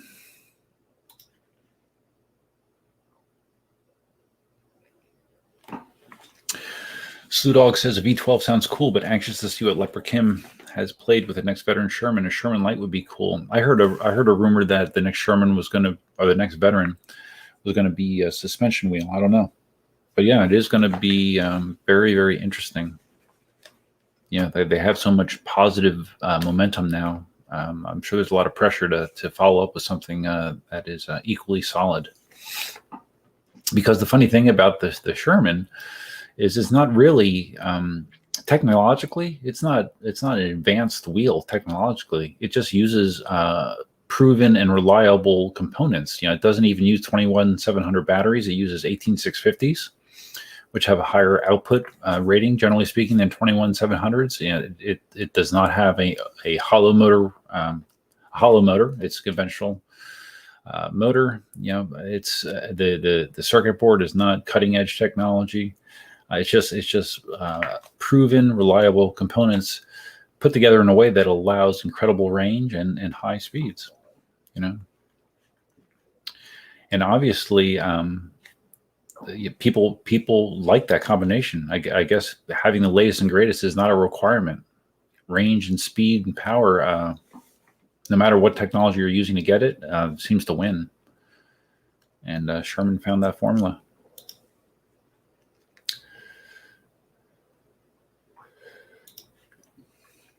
I printed it as my bearing was shot. Oh, okay. You printed that cover. Okay. So you printed it, you put a new bearing in and you put the cover on.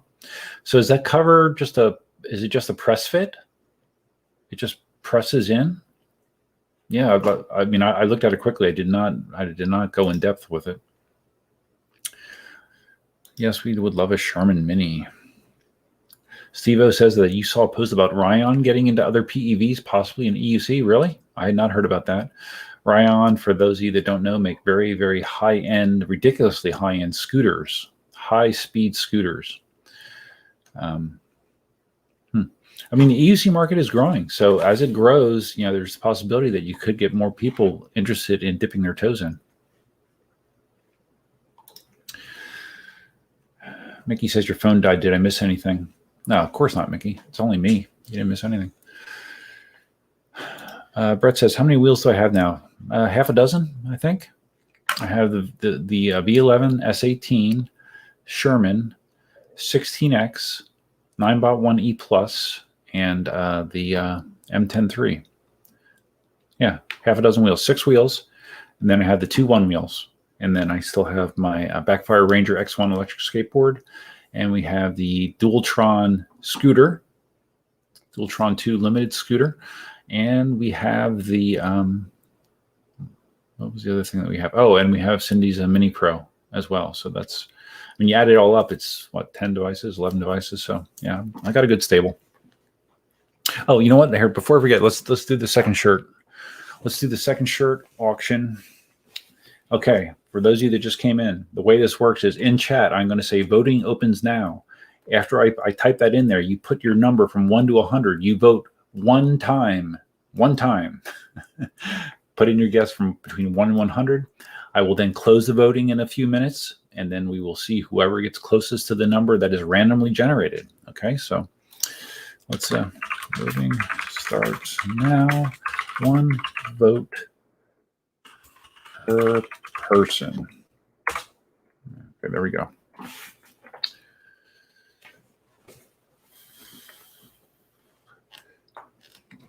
So John says a mechanical failure on a motorcycle, and you probably coast to the side of the road, or an EUC could be a catastrophic crash. Yeah, that is a consideration. Yeah, the liability. There is definitely some liability there.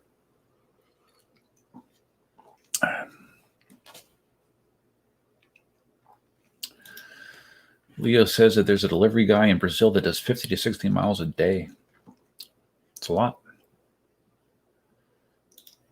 Brett says, guys, let's get questions coming. Duff is ready to go. I can feel it. Can you see my eyes glazing over? They are feeling a little irritated, a little tired. It's I don't know, the time change. I don't know, just old age, whatever. KT, if more companies started making EUCs, do you think prices would go down due to competition? I would hope so. That's the way it normally works. Yeah, that would be great. Mickey says, sell your V11 now. Okay, well, one thing I think you can confirm, Mickey, is the V12 or the Bishop is not a suspension wheel, correct? And if that's the case, I don't want to sell my V11 because I like having suspension because I'm old.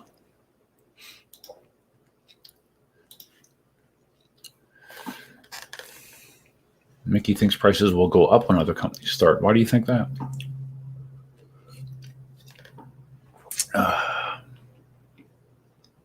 All right, we got some numbers coming in. Good. What do you want to buy right now? The only wheel that I'm saving up for in 2021 right now is the Inmotion V12 Bishop, whatever it is.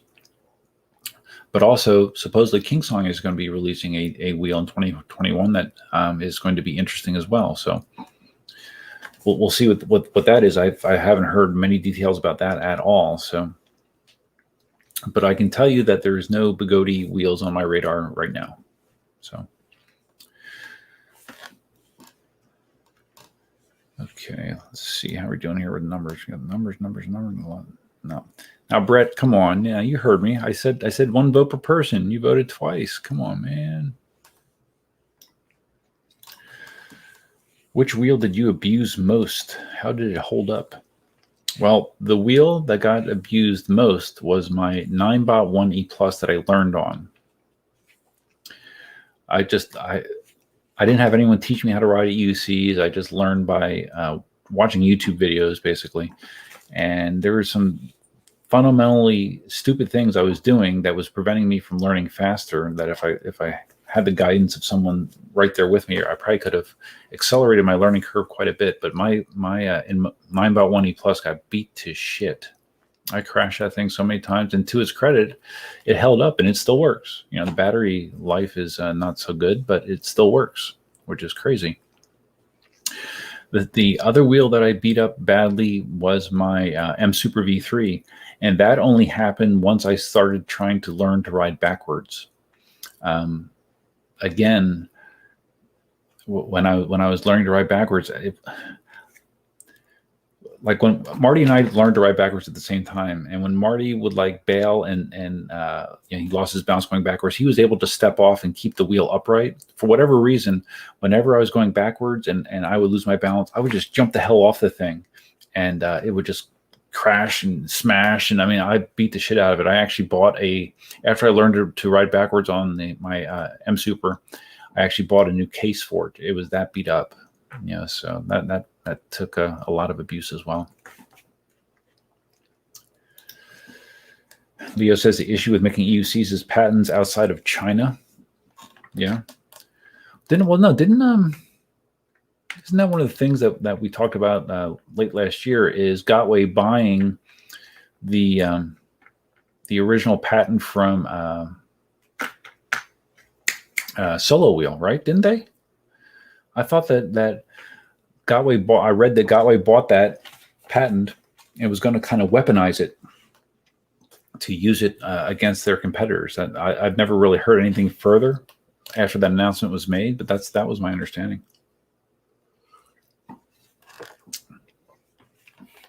Okay, so let's stop the voting. Stop voting now. All right. Okay. So the voting is officially stopped. Oh, so Brett, you retracted the first one. Okay, so we'll go with your second one. I didn't see the retraction in the. I'm using the StreamYard chat, so I didn't see the retraction. Okay, so we are going to share the random number generator once again. And we are going to generate a random number. Here we go. 1, 2, 3, 79. All right, sounds like a great number. So let's see how close someone got to 79. Okay, so Brett retracted 69, right? Because that was your first guess, and you went with 13. 69 by Spokes. 73 by Leo. Leo, you're the winner, man. I believe, yeah. Leo is the winner. So it looks like I'm going to be shipping a shirt to Brazil, right? All right, great.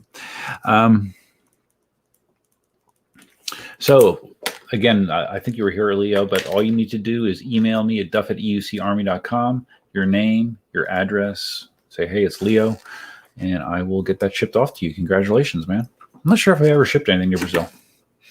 I've shipped stuff all over the place, but I don't think I've ever shipped to Brazil. I don't believe so. Okay. Bloom's rule says the prices will go down if the patent expires. All right. Well, I don't know when it's due to expire.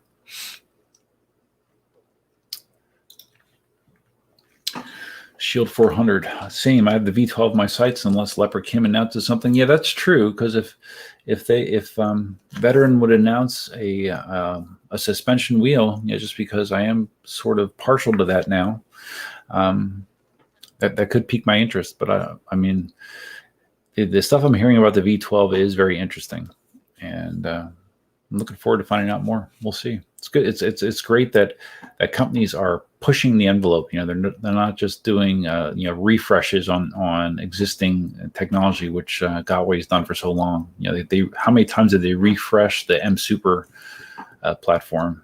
6 times, 7 times, something like that. So it's nice to see companies coming up with brand new solutions.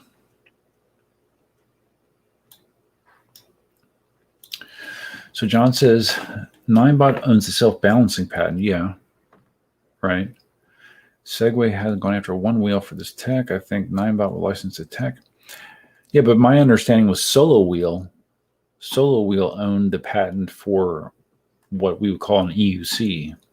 And I was aware that Segway was the original ones with the self-balancing patent, but I don't know. It's a muddy situation. I do not have a clear answer as to who owns what and what the implications are.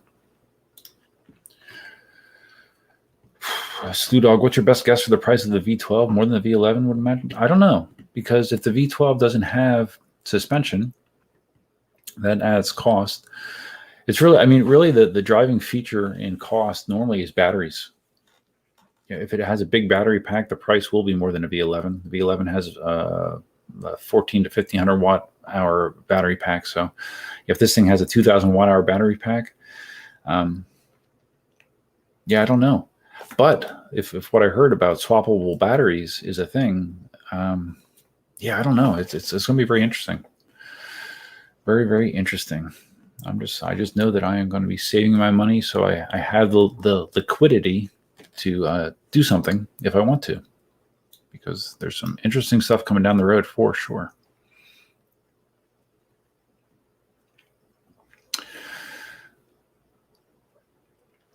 Leo says patents hold 17 years. Really? That's standard? That's a pretty long time. NYC EUC. Yeah, we've been asking Mickey some questions. He's he's beating around the bush a little bit, but I understand. You know, you can only say so much. But he did say that he's had the wheel since Christmas time, and it's gone through multiple revisions, and whatever revision they're on now is pretty awesome, according to him. So yeah, I'm excited.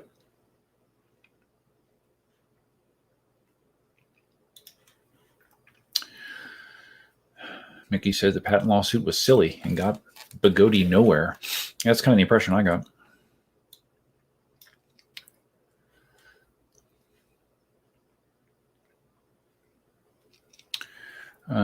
What was the V12 question? Yeah, if you have anything specific you want to ask him, go ahead. But if it is specific, he probably won't answer it, I would imagine. He can only talk in general terms, I believe. Maybe, Mickey, here, can you answer this? Battery pack capacity less than or greater than 2,000 watt hours. My guess is less.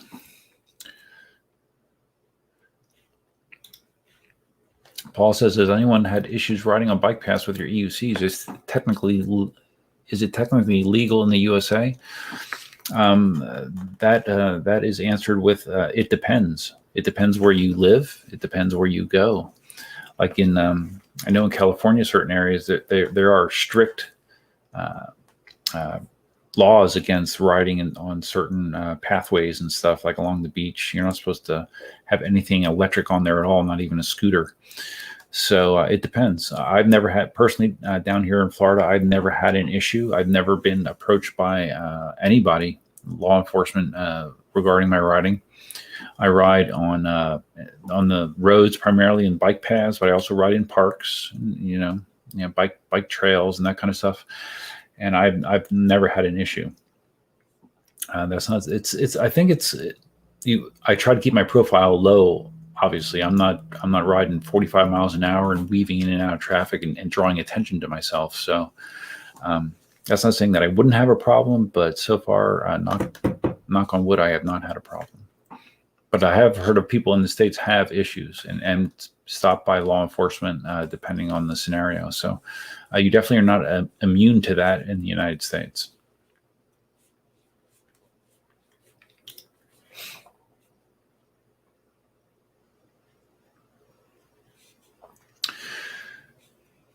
So Mickey says the sealable battery thing. So you're not sealable, swappable. You meant swappable, maybe you just typoed it. So the swappable battery thing is dumb, and it will disappear quickly from Inmotion's feature list. Okay, yeah, I didn't. I mean, it's interesting, but practicality wise, I'd rather just have a bigger pack that I don't have to even ever worry about swapping batteries. So, but that was something that I heard as a feature of the new wheel.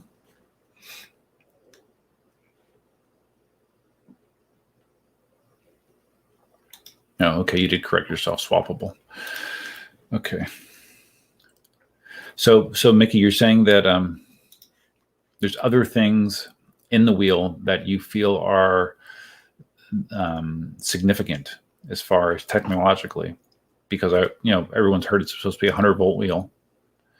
I'm curious technologically what else is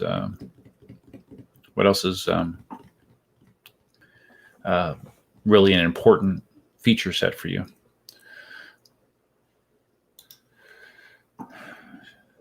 Shield 400s rides on bike paths 80% of the time with no issues. Yeah.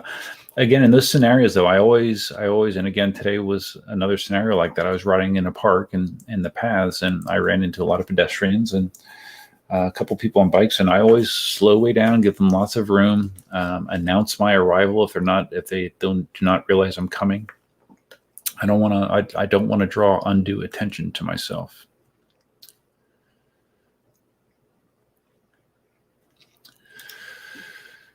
Leo says Zen Lee got a ticket in Zion National Park. Well, are you talking about his drone ticket? I think that's where he got a fine for flying a drone. And I know all about getting fines for flying drones, if you've never heard that story. But I thought the only ticket I'm aware of, I think it actually happened twice, is he's gotten fines for flying his Skydio in national parks. And flying any kind of drone in a national park is a no-no. And I can tell you that from my personal experience.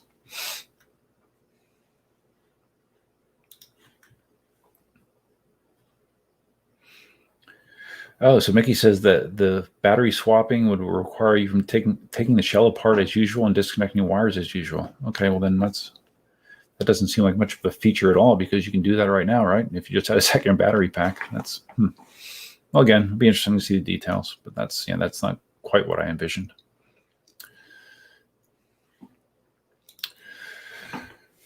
There's about 7 bombshell features about it that make this awesome. Really? 7. Yeah, I mean, this must be a scenario where, like, you don't know what you want until you don't know what you don't know, I guess, right? Maybe there's features that no one ever considered that we didn't know we needed. Again, can't wait to hear about it. Did I see your latest earring? No. Did you see my latest emoji? No, you weren't here for that, so you didn't see it. Wait, I'll show it to you.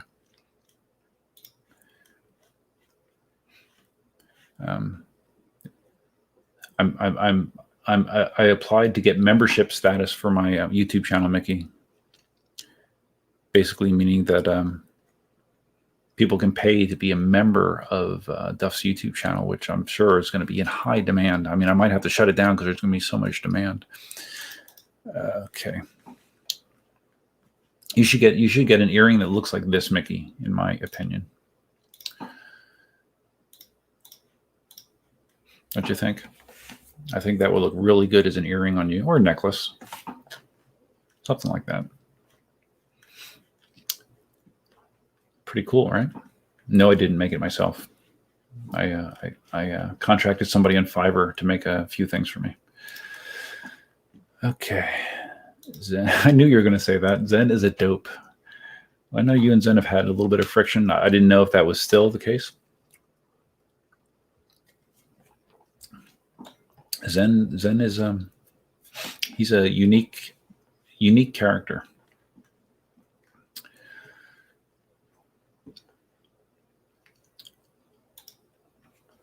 Spoke says having a swappable battery would be good. It would allow for easier shipment of the airplanes.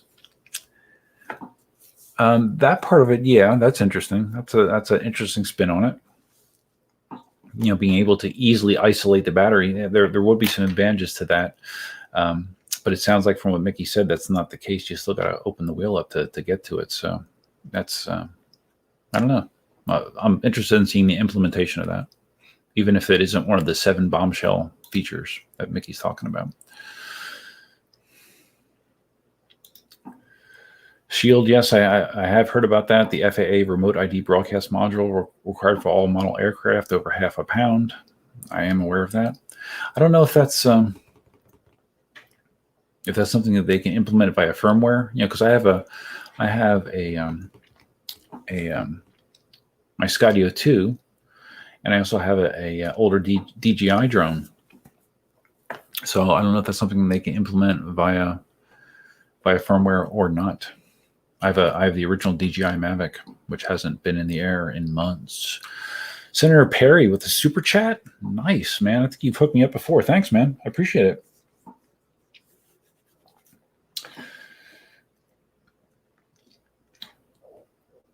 So you are immersed in VR and Oculus Horizon. Oculus Horizon. What's Horizon?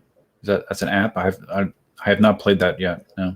Yeah, I've been really enjoying Oculus, and I'm embarrassed to say that I spent more than my fair amount of time in VR chat.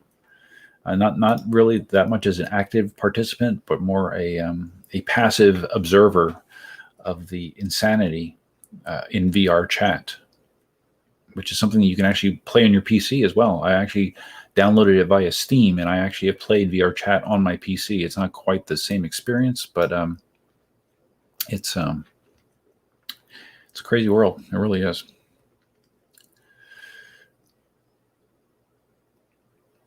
Brett says, "Don't be a dick, and you shouldn't have problems riding bike paths." Yeah, I more or less agree. Yeah, don't draw undue attention to yourself. That's my motto. Mickey says, the biggest feature I love, I'm partial to as I helped create it. But it'd be so great for the community. I'm trying to think with something that you would absolutely love. I mean, someone already guessed the hair gel dispenser, so I doubt it's that, though, because not everybody uses hair gel. I don't know. You can keep dropping hints. I'll keep guessing if you want. Bloom's Rule says, when are we going to hear about the V12? Mickey says soon. And Mickey, I don't know if you, well, no, I can't say that, actually. Never mind. But I've heard other people have inside tracks to the V12 as well. I'm curious who will be first to release content on it.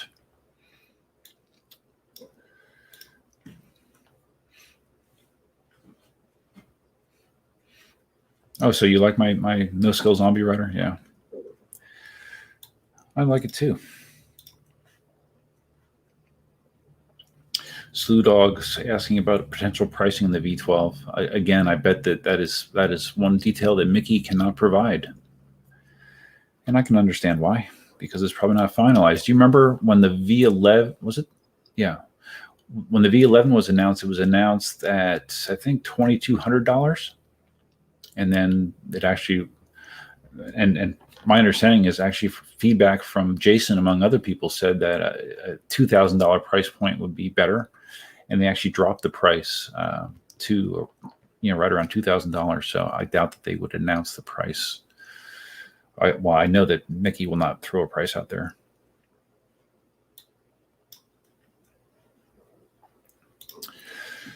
Okay, so Mickey says the price will be less than the Sherman. That's all I can say. Okay, can you say, is it going to be less than the old price of the Sherman or the new price of the Sherman? We were talking earlier that the new price of the Sherman is $3,200. The old price was $2,800. So is it going to be less than the old or the new price?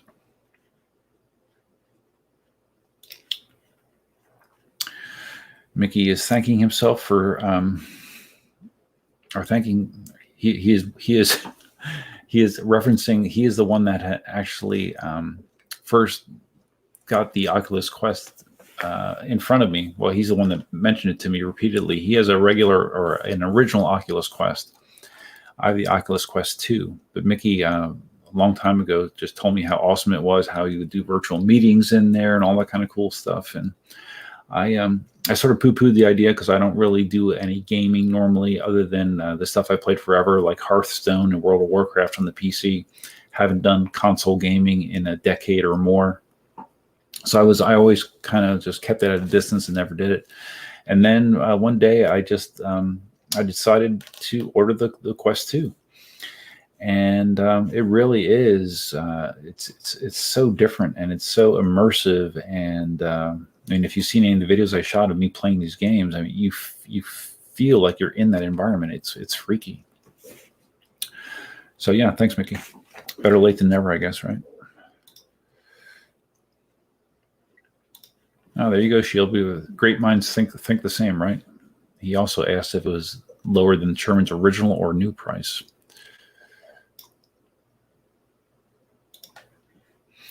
Mickey says he hasn't used hair gel since you were 10. Really? So when you're all teased up and stuff, that your hair up top just stays that way without any additional product? That sounds hard. I remember there was a point that I actually used to use mousse in my hair because my hair used to be much longer, and I would use the mousse to keep the nice appearance, keep things more or less in place. And that was probably 20 years ago, but don't need any hair product right now, obviously. I don't even comb my hair, obviously. I just wash my hair, scrub it with a towel, and I'm good to go. So Robert thinks the V12 has a BMS. Well, yeah. Well, I mean, they have a smart BMS in the V11, but I mean, there's additional monitoring because that's probably one of the features that Mickey's talking about. Because I know Mickey was talking with the guy that's connected with that bike manufacturer, the e-bike manufacturer. Shit, I can't remember the name. But anyways, that's one of the things in that video that he was very excited about was the level of battery monitoring that can be accomplished on that platform. So maybe that's one of the features he's talking. I suspect that is one of the features he's talking about with the V11 is better battery management, better battery monitoring, more detail, possibly down to the cell level. Like Tesla hides that information from the driver, but Tesla can tell you if a single cell is causing you a problem.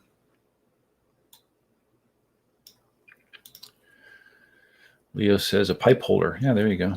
That's true. I forgot Mickey does have a pipe. Okay, so Mickey says that the price will be less than the original price of the Sherman. So that means that the V12 should be less than $2,800. Okay, good. Hopefully it's a lot less.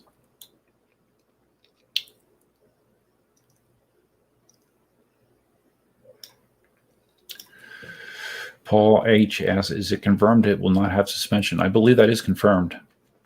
Not from Mickey, but I've heard that multiple other places that this wheel will not be, will not have suspension, but it will be the highest performing wheel that Inmotion has ever made.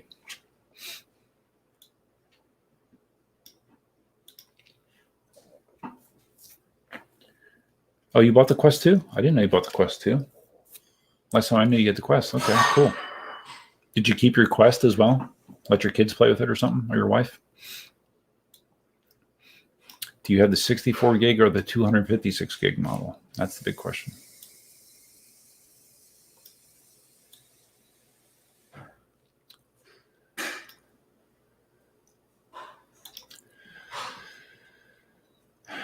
Mickey uses a product called Gravity Paste from Hans de Fuca. Okay.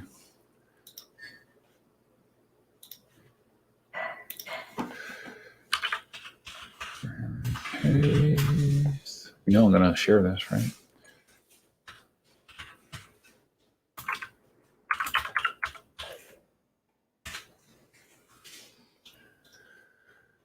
Okay. Oh, wow.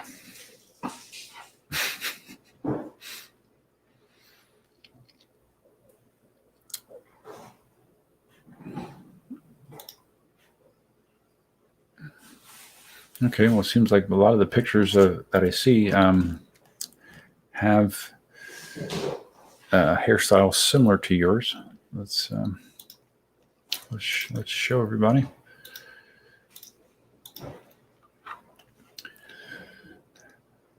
Gravity Paste. So it's like a fancy hair gel. I guess, I don't know. Okay.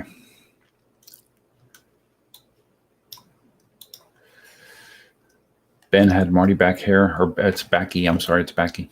Marty Backy hair till you got to cut today. Yeah, Marty's hair, like you can tell when he puts product in it and when he doesn't. He has a lot of hair going on, much more than me.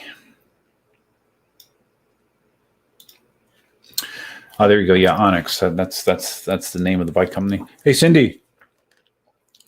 Cindy. Let me see if I can get her attention. Let's see if I can get her attention. Yeah, that was the video. Mickey, I don't know what the guy, if he was the founder of Onyx, I don't know. But yeah, evidently they have some superior battery monitoring hardware or software in their setup.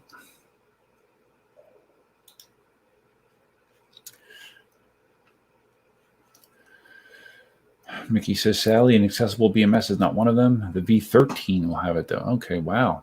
All right. So you're helping them with the V13 as well? Are you on their payroll officially, on Inmotion's payroll?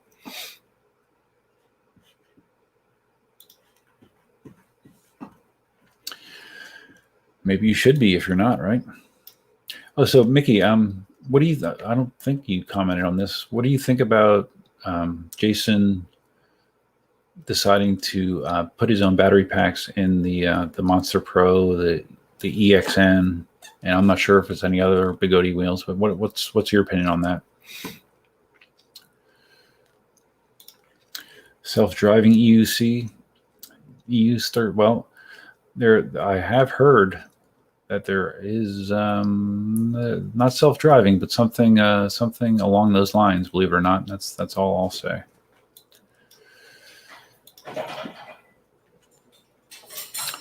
Mickey says, remember they build these 1.5 years ahead of when they come to market. Well, regular companies do. Gotway doesn't do that, right? They build it like a month before it comes to market. But yeah, because I remember with the V11, that was one of the things that Inmotion said that they had been working on this for 3 years, something like that. Long time. But I definitely I don't think is the turnover at Gotway.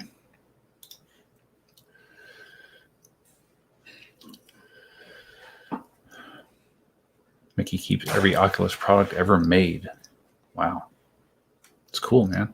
Yeah, I didn't know you had a Quest 2. That's good. I'm a fan. I'm a big fan. I'm trying to get through Star Wars Galaxy's Edge. I don't know how long it is. I read in the reviews it wasn't that long, but I feel like I'm playing for a while and I'm still not through it. I do see what some of the reviewers are saying, how it gets a little repetitive. It seems like I'm doing a lot of things and it over and over again. A lot of those things are running out of ammo and weapons in general. Having a hard time staying sufficiently armed. So then I just run around looking for health or something and just run for my life.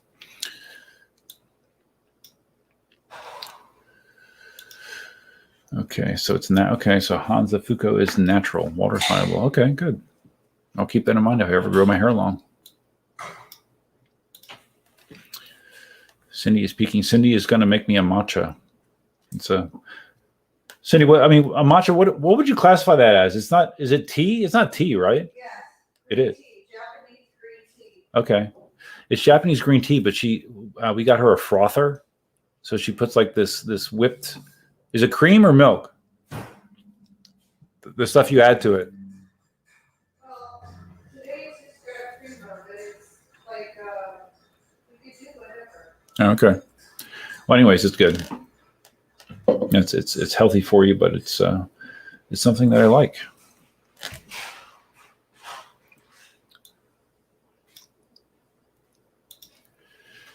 Marty uses hair pieces. Sorry. Oh, that's right. Okay. Yeah. I don't want to talk about that conflict. I actually had forgotten about it.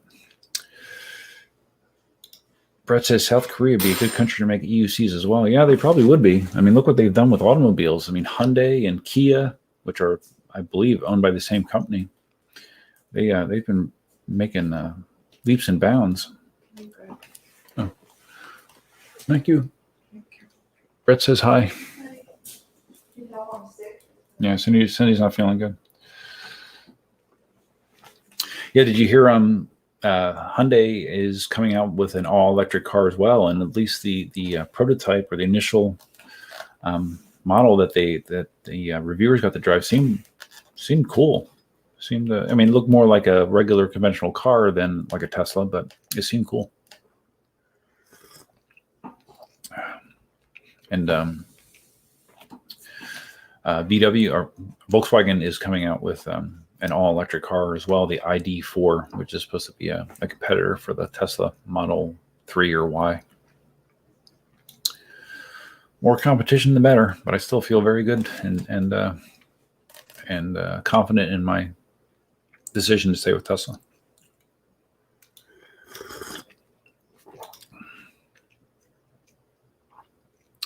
So Slew Dog has a V10 and you love it?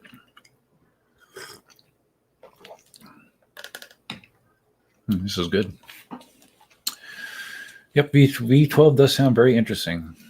I am intrigued. Okay, Electric Simon. Yeah, you can really lock in, be better than Clark pads, right? That's the new hot thing in 2021 is you stick something in an orifice to really become one with the wheel. You'll really be locked in. Okay.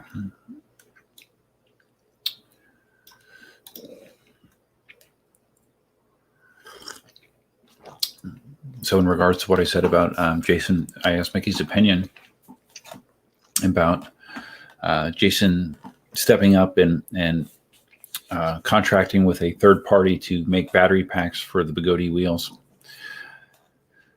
He says, Mickey says, Jason's endeavor is a godsend to every e-wheel rider on the planet. I keep telling people Jason does so much for us behind the scenes. He's in our corner. Yeah, absolutely.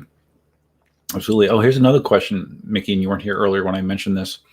What do you think about the EUC dealer horizon getting much busier? Kevin announced that Alien Rides is going to now be selling, not only servicing PEVs, but now selling PEVs, scooters, and EUCs, just Bugatti wheels to start with. And then you got Rev Rides, you got Yuko, you have what was that other one that someone mentioned? I can't remember. It's that company that's right above New York and Canada, because I think they're the ones that sent wheels to V and some other people. And then of course you have Nevin from Tech Toys, although I don't hear much from him lately. But anyways, what do you think about that? More dealers and Alien Rides offering for included a two-year warranty on their wheels, like AKA Speedy Feet, or as Speedy Feet has been doing for a long time. Which no other North American dealer that I'm aware of has been doing. So I thought that was kind of interesting that he's going to come out of the gate with that to distinguish himself from other dealers in North America.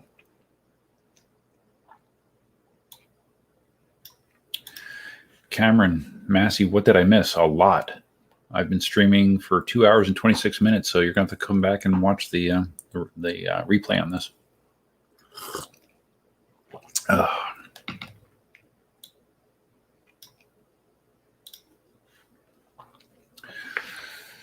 Spokes, I might have missed it. Is there any word on KingSong's 1,000 volt, but I'm sure you mean 100 volt suspension wheel? I'd love to have something like that. Something like my Sherman, but with KingSong suspension. I have not heard any details about that. Perhaps Mickey has. I have not. I know KingSong is going to be announcing something this year, but I do not know details about it.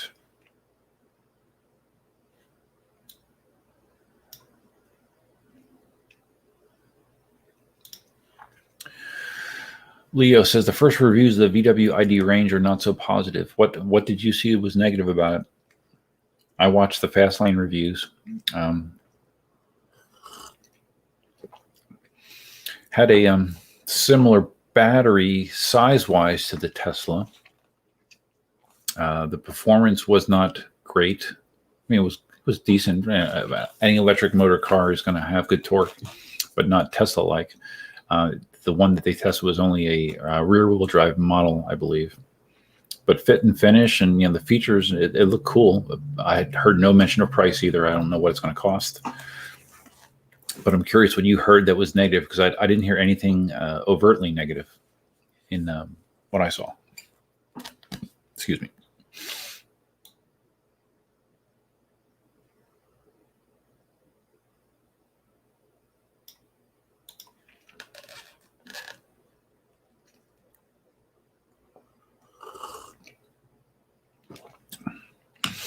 So in regards to Kevin from Alien Rides selling EUCs, Mickey says, I think Kevin got tired of reviewing stuff, so he's taking a gamble in sales. Well, he was already repairing, right? When he moved into that warehouse, they were repairing PEVs. So this is just kind of an escalation, I guess. I think he'll do well in San Fran, but not nationally. I think the more the merrier. 2-year warranty comes with high price. High price for him? You mean as far as the back end cost it's gonna incur for him, or a high price up front? Because the initial prices that I saw on the wheels, I just looked real quickly on his site, and they seemed in line, I believe, with other dealers, unless I missed something. And I always thought it was kind of crazy that Speedy Feet does that, but he makes it work, obviously. So we'll see. We'll see if it's for the long haul or not. But things must be going well for him to take that step.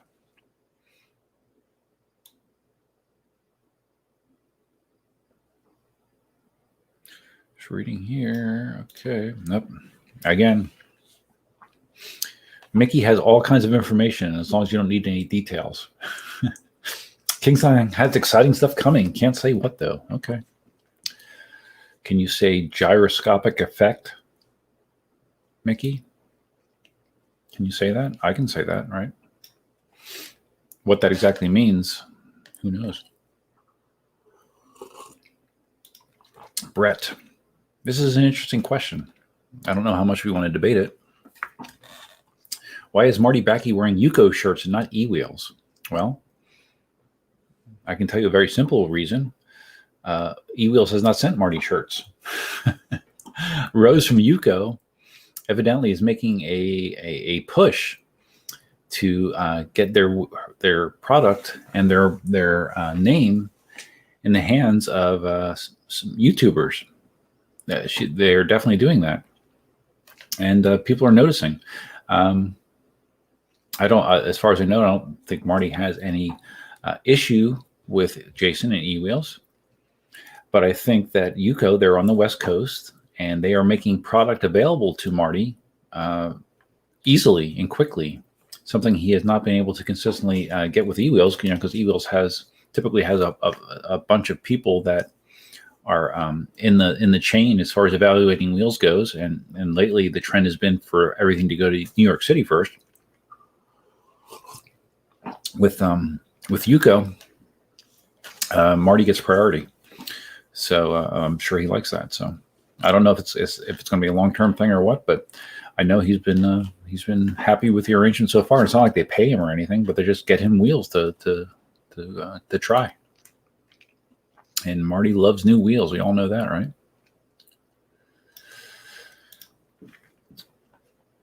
Electric Simon, a 2-year warranty is great for customers. Yes, it is. It could be bad for the business owner, though, depending.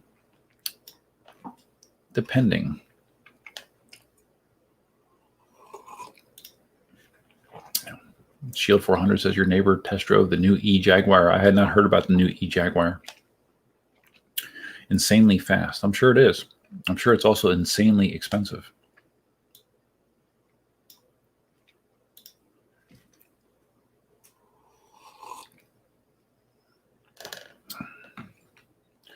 So Mickey says Kevin at Alien Rides will charge people extra for 2-year versus 1-year warranty, like a fees does. Okay.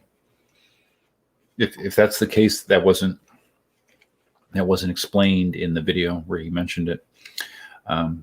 But okay, well that would make sense. But when I looked at his store, I didn't really see that differentiation.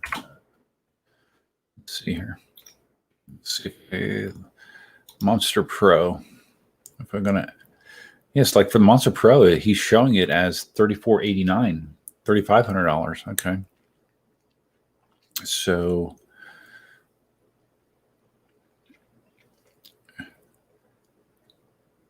Yeah, I mean, if you look at his site, Mickey, I mean, it makes it sound like a 2-year warranty is the deal, not an extra charge item. There is no add-on item. Like by adding that to my cart, there's no add-on item for an additional year warranty. I think all wheels that he's selling, at least for now, come with a 2-year warranty. Yeah, that could be very, very expensive, I'm sure, potentially.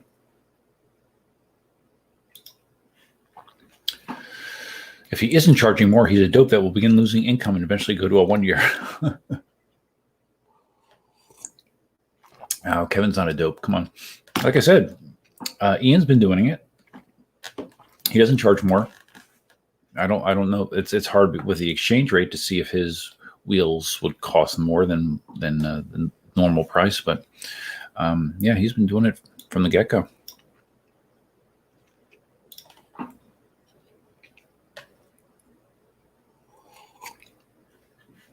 Talking about the Mustang Mach-E, the electric Mustang, which is really a strange machine. I think it looks cool. But again, I've heard the same thing. Range and price have been questionable. And the thing that I think a lot of people don't put enough emphasis on is the Tesla supercharging network is so superior to everything else out there. All these other companies, they don't have a dedicated charging network. You have to rely on these third-party services, which for the most part kind of suck. The Tesla supercharging setup is so easy. It's so easy to go distance. I took my Model 3 to Pennsylvania, and I mean, it routed me through superchargers intelligently. It knew how much I would have at each spot. It's so superior than the other options out there. Now, I mean, maybe that'll change in time, but right now, I think Tesla has a huge advantage when it comes to charging the vehicle for longer trips. Mickey asked, did I listen to my podcast with Mark Rice? No, I did not. No, I should. I should actually listen. I should actually add your podcast to my feed on my phone, because I don't really have time to sit in front of a computer and watch like the YouTube version of it. But I listen to podcasts on my way to and from work, and I have about a 45-minute commute both ways to work. So that's when I usually consume my podcast. So I will try to add it to my feed, because I want more information, right? Right. Although you won't tell me anything about the V12 other than it's awesome.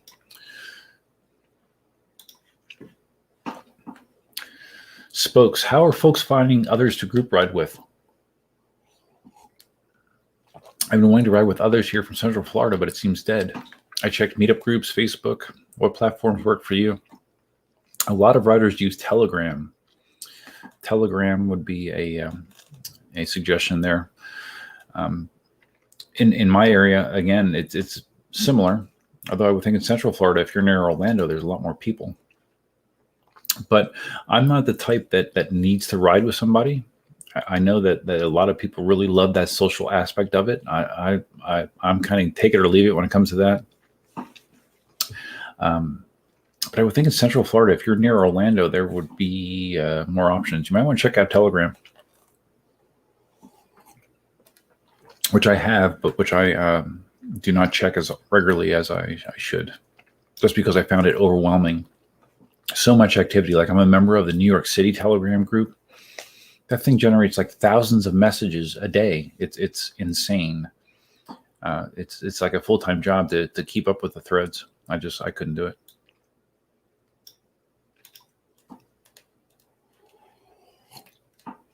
Cameron asks, is the warranty mileage limited? I can't say definitively, but my guess is no. It's time-based. It's not like a car where you can easily tell the mileage. Well, I mean, you can with the app, but no, I'm sure it's just a duration. That's how Ian does it.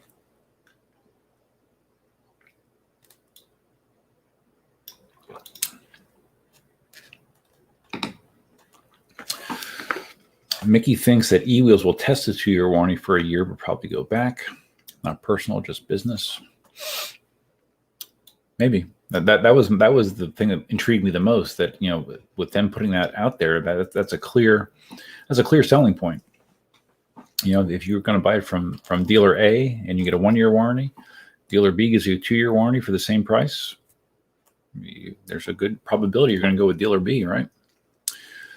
I would think a lot of people would think that way. Brett says it's risky doing a 2-year warranty. What if you can't get parts because of lockdowns in China from a new virus? Yeah, that's the thing.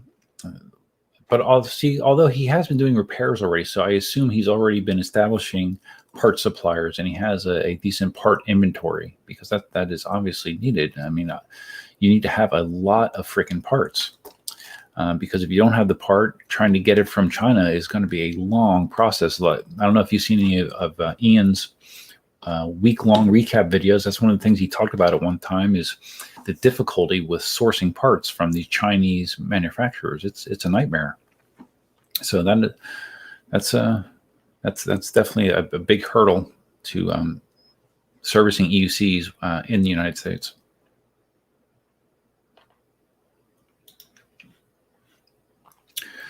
Mickey says NYC Telegram is more like a toxic 4chan room. Not great for info, but more toxic gossip. Yeah, there was a lot of gossip in there.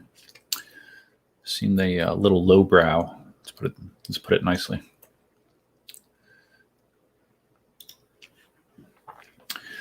Laval, the Black Cobra got a shirt. Been watching tons of vids on EUCs this week. All of you all are great in info. Cool. Glad you're finding some good info. Yeah, I saw he got something from Yuko. He had an EX. He's riding an EX. I think it's a Yuko wheel because I think it had a Yuko sticker on it. So maybe they sent him an EX. I don't know. But yeah, that's an interesting. It's an interesting way to try to get the word out there. Obviously, a lot of YouTube is consumed in the EUC community, so getting your name in front of a bunch of those viewers is not a bad strategy.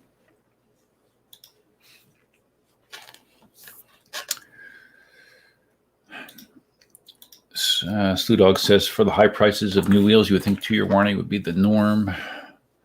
Yeah. But considering they're coming from China, it could be a service nightmare. Yes, amen. I agree. It is not a business that I would ever want to consider getting into.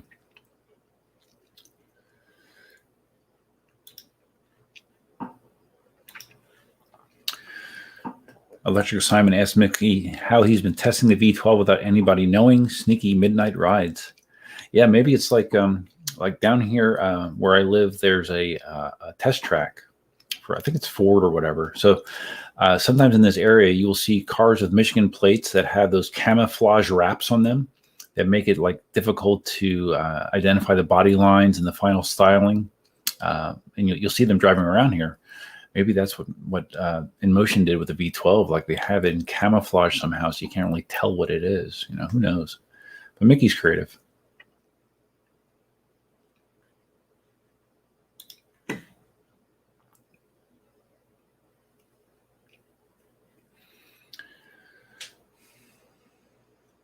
Mickey says, you have no idea about the nightmare behind the scenes for parts. Oh, I have a little bit of an idea. Jason's told me some of the horror stories. All these manufacturers complain about the replacement parts being covered and shipped. Yeah, so now I don't know the answer to this. Maybe you do. So like say a system board blows. You don't have it in stock. You do a warranty claim from Gotway or KingSong or whatever, Inmotion.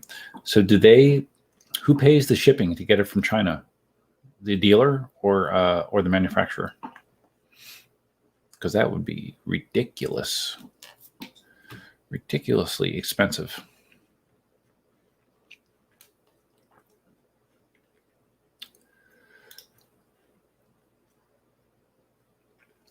Brett says nano dimension type 3D printers would be very helpful to make EUC parts for EUC dealers. Yeah, well, certain parts you could do that way, I guess.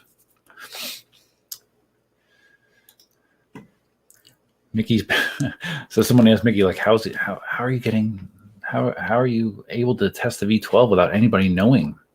I've been living a double life, seriously. He's like Batman, really, basically. I mean, he probably has a cape and everything, right? Not that anyone that rides an EUC would wear a cape, but I mean, it would help disguise yourself. Shield 400, does Marty's new collaboration with Yuko mean his reviews will be a bit biased? I don't think so. I was chatting with Marty a little while ago, and I didn't ask it that way, if it's biased. I mean, I think Marty has always been a big fan of Gotway and Bugatti. And I know that Mickey and Sean are not on Bugatti's Christmas card list anymore because they posted some negative videos about their recent wheels, the Monster Pro, the EX. And Marty has never been consistently negative about Gotway. He has had issues like everybody, and he's always said that their quality control isn't good, but his overall message has been positive about Gotway. So I don't think he would change his thoughts about a wheel just because someone is giving him a wheel to test. I don't think that Marty would do that. Just my opinion.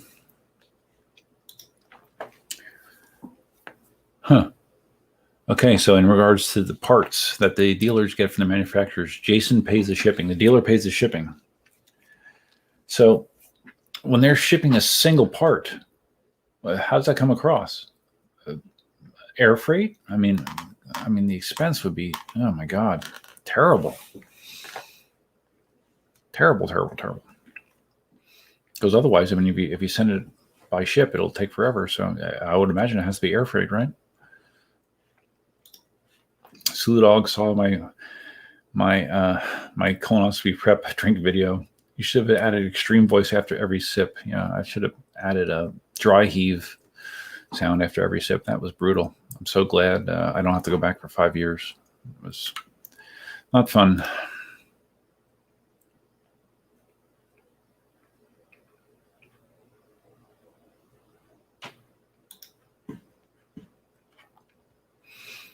So Mickey says that's why Jason, I guess he orders these parts in bulk.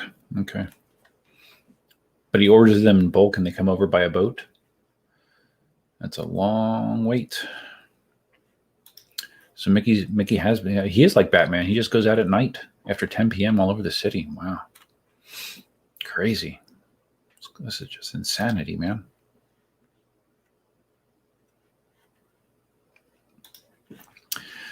Brett Holtzman, Marty does. Marty does what? I know what you're referring to. Of course he does. Of course, that's why I said that.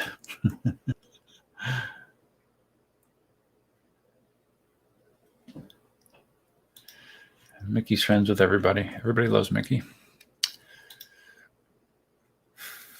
So Shield buys his parts from AliExpress. Yeah, that's a way to do it. Like, what kind of replacement parts are you buying? I'm curious what you stock for yourself.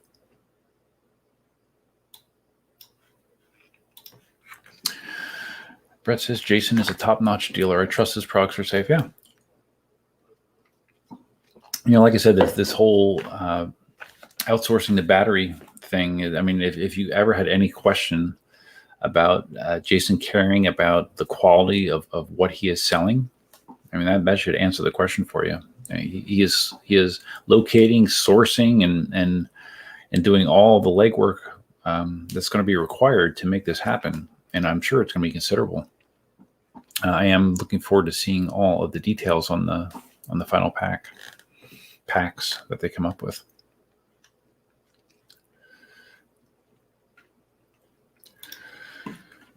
Mickey always keeps 2 control boards. I do not. I have no control boards.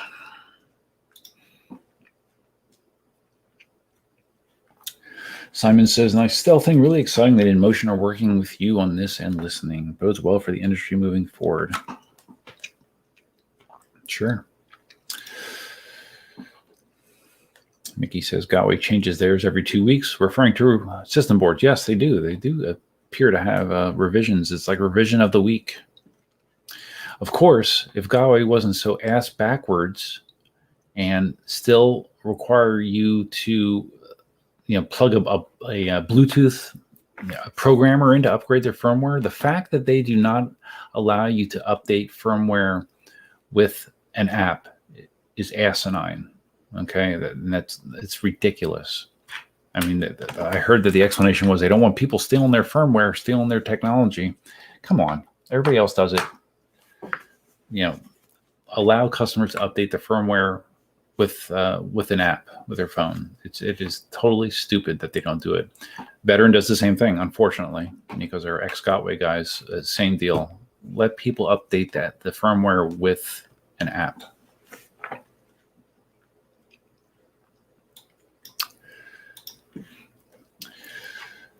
Mickey with more Gotway love. Jason had to do this because Gotway is so inept. I'm telling you, Mickey, they're ghosting here in my chat, or they're going to record every negative thing you say about them, and every negative thing means it's like another 3 months on their blacklist. You're going to be outlawed. Brett says he never blew a control board. I never did either. Did I? No, never blew a control board.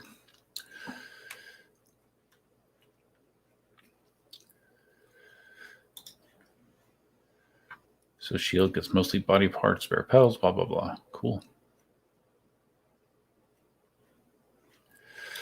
Ooh, all right. Now we got some interesting conversation. John unsubbed EVX because of the clueless hit piece on the Monster Pro. All right, here we go. I have heard that that opinion repeated, John. So you're not alone. But since we have the man here, we'll see what he thinks about it.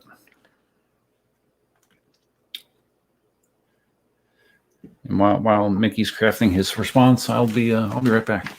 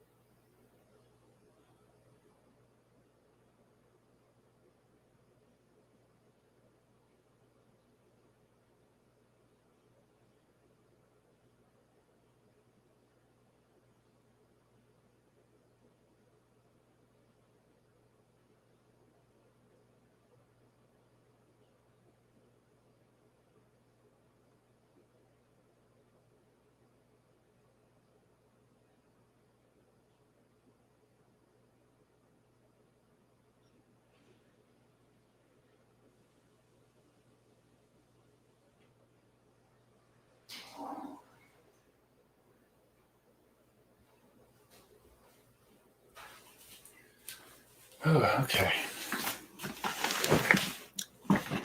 This should be good. So Mickey says you've been through 5 system boards. Yeah, I know you've gone through a shitload. I do know that. Fapanato, still no big players messing with future motions one wheels. What's up with that? Well, there have been some people that have tried to make similar products. Actually, there was a company, I haven't looked up to see whatever happened with them. It was like fourth quarter last year. They were selling a pint knockoff, like a pint clone. But the way they were trying to get around it is they were selling all the components. They didn't sell the board as one piece. They sold like the electronics, and then the frame, and the motor was a separate thing. You had to put it together yourself. But it was a pint clone, and Future Motion jumped on them so hard. Their lawyers beat the shit out of them, and they were gone in no time. So, and there was like a Chinese, and there still might be. It's like a Chinese, very poor quality one wheel clone. But yeah, I don't know. I think one wheel's market is getting smaller and smaller. That's just my feeling.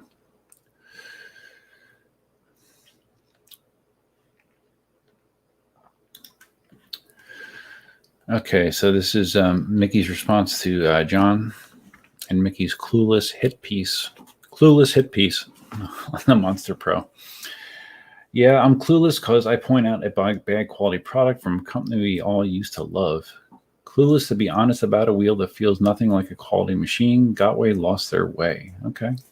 Right. I mean, that's Mickey's opinion, and there's been other people with similar negative opinions, and there's been people that have much higher opinions about it as well. So,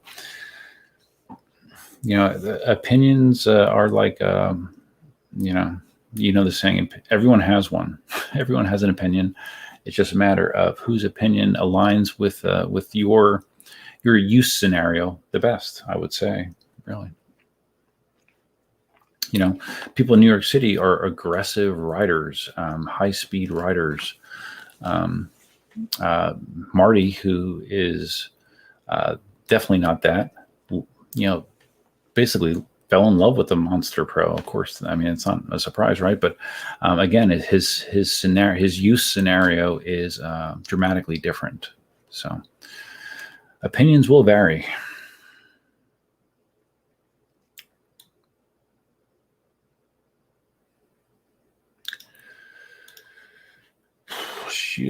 Shield, I spoke to Jason today via email about the Sherman firmware, and there's nothing new since the last update module. I'm not even sure what model firmware I have in my Sherman. I guess I should check it, but I don't even know. I don't even care because it feels good. I don't know. It feels fine to me, so I don't really care.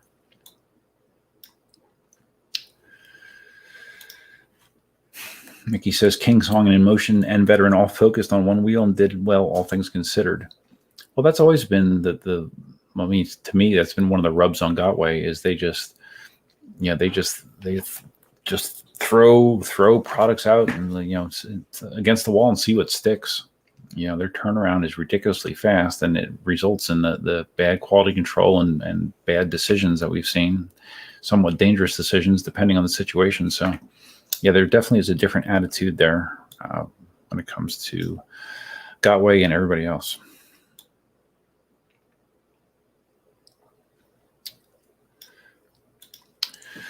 John says the Monster Pro is for cruisers, not urban. Well, there you go. That's Marty, right? Yep. And I'm not saying if I got a Monster Pro that I would not like it. I probably would. Yeah, for the kind of riding that I do, I'm an open road cruiser the vast majority of the time. But I got the Sherman. I mean, I don't need something that goes faster or farther. It's fine, and it definitely will hold up better than a Monster Pro if there is an incident. So yeah, I'm good. But yeah, I can see why the New York City crowd would not be crazy about it.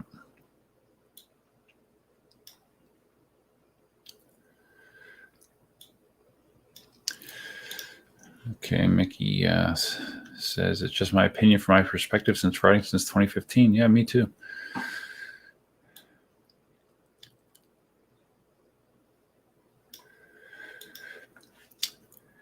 Again, Mickey, he is peppering the comment section. The Sherman exists and the V3 Monster exists. Both of those wheels make the Monster Pro feel utterly stupid.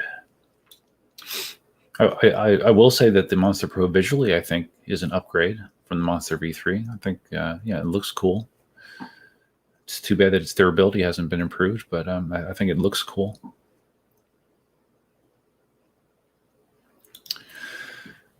That's funny. Shield 400 says the only Gotway I still own is the M10-3 and I have no plans on getting anything Bigoti. Me too, actually. I don't own any other Gotway wheels anymore.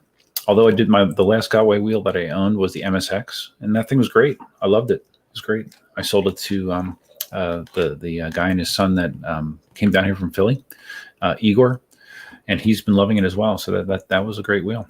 But no, I don't have any plans to buy anything current gen from Gotway. Zero plans.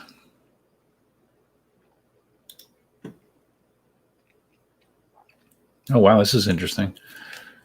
You heard Marty crash the Monster Pro going downhill because he couldn't stop or control the wheel? Something like that? Really? When? How recently did you hear that? I did not hear that. I've been kind of busy today, but no, I didn't hear that. That would be bad. And that would relate back to the poor stopping that Mickey experienced on his initial test as well. Downhill on trails, that is, yeah. Interesting. I mean, hopefully, I hope he's okay. I hope the wheel isn't trashed either, but yeah. But I thought he had pads on that thing. Didn't it have pads? Because I can see with no pads, that would definitely be an issue. But if you have pads that allow you to lean back on it, I would think you'd be able to stop the thing. But I'll have to dig into that more tomorrow, I guess. Like I said, hopefully he's okay.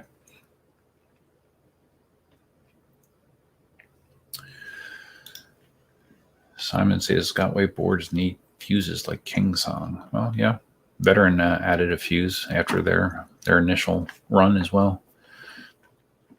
It may be better if there's engineering built into the board that wouldn't let it get to a state where it would draw enough current to melt wires and that kind of stuff. But yeah, if they can't engineer that in, a fuse is a cheap and easy stopgap to prevent the wheel from destroying itself.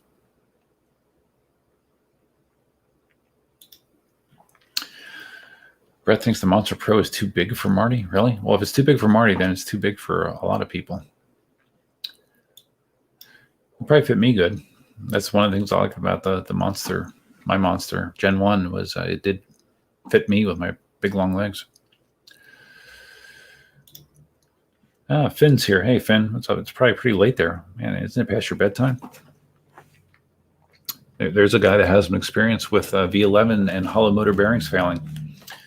Finn had to replace the bearings on his V11.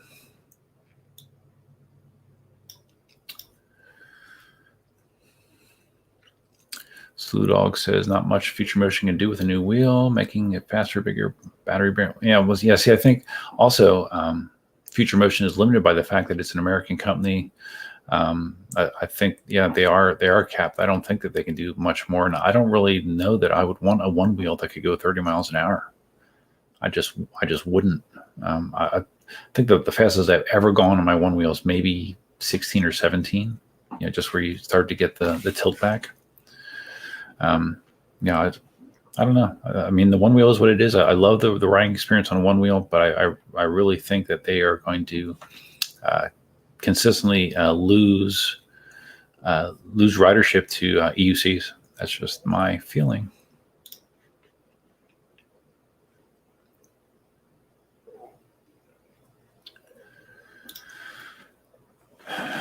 Sakogu, I wish Gotway was smarter with the T3 and raised the pedals.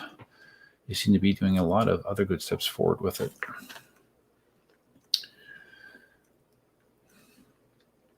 Yeah, it's sometimes Gotway will make changes as they go, but it's just too bad that they don't spend the time up front to work out the bugs beforehand.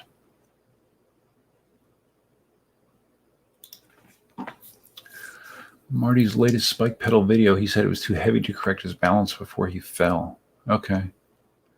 Well, I can see that. I mean, the Monster Pro weighs a freaking ton, and I've even experienced that on the Sherman, just stopping, just dismounting and stopping at a stop sign.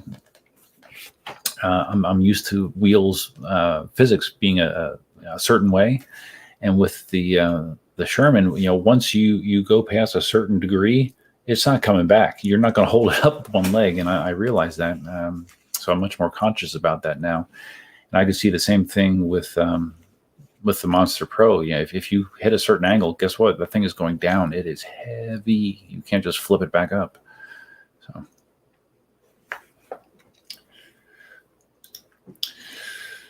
Mickey says, be careful mentioning bad quality is the big sin in the e-wheel community now. Oh, if that's the truth, then I'm a sinner, man. I need to go to confession because I've committed that sin more than once for sure. So Finn, your V11 is okay now, it seems. So in your case, because what I read and what I've seen, both here in the U.S. and with Speedy Feet, is when you have a bearing failure, Inmotion sends you a wheel with a new bearing. Now in your case, I'm trying to remember. So I think they did the same thing with you, but then you tried to change you changed the bearing on your original motor as well. They didn't require you to send the other motor back. Like, what was the details there? Or did you just replace the bearing just because you want to replace the bearing with something better? I don't know. I don't remember. I know you posted a video that kind of outlined it, but I forget some of the details. So okay, so you just got new bearings sent to you, or you bought them yourself?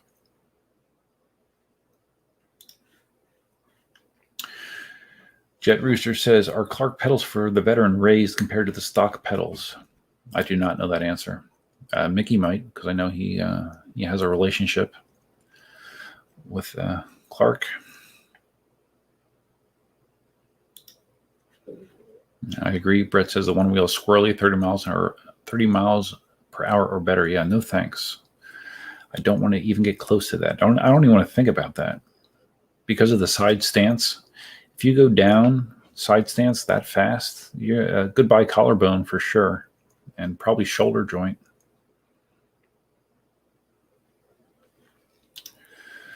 Okay, so Finn says you got new bearings and you got the motor as well. Okay.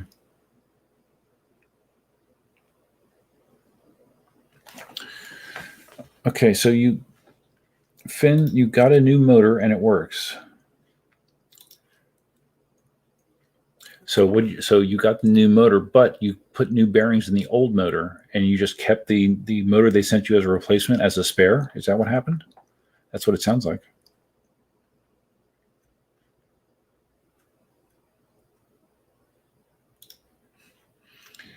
Slew Dog says, Duff is the real deal. No sugarcoating bad quality.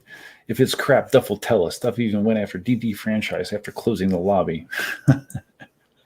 No, I went to the franchise the local franchise owner. Yes, correct. And they haven't closed the lobby since. So there you go. Power.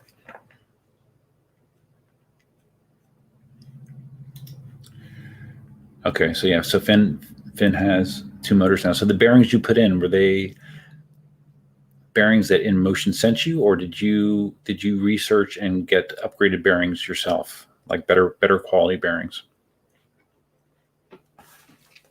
And again, you might have said that in your video, and I just don't remember the details. I apologize.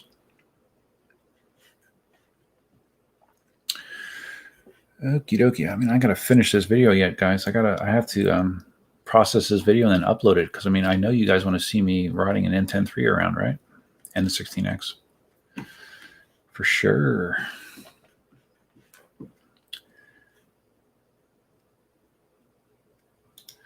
Okay, so Finn bought upgraded bearings for the V11. Okay, good for you, man. Cool. Knock on wood, my V11 still has been rolling along okay.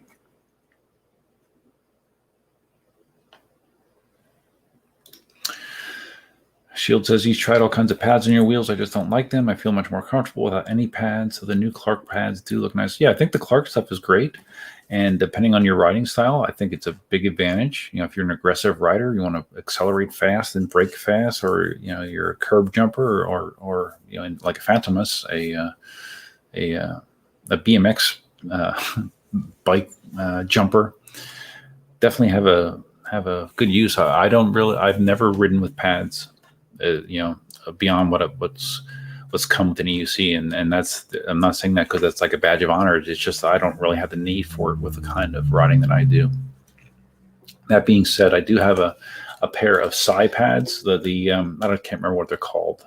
Not the ones that look like Clark pads, but it's the less aggressive one. I do have a set of those that I'm trying to decide what wheel I would want to put them on. It's funny. Psy and I, we go way back. It's so funny. He and I went back in my early 40s when I was big into calisthenics. Psy lives in Great Britain. Psy was in calisthenics as well. We used to, there's a whole community that did nothing but like inspire each other and post workout videos. And Psy has done some incredible feats of strength. He has like some of the strongest triceps I've ever seen, and endurance. But anyways, you know, I got out of that community just for injuries and just, you know, things changed in my life.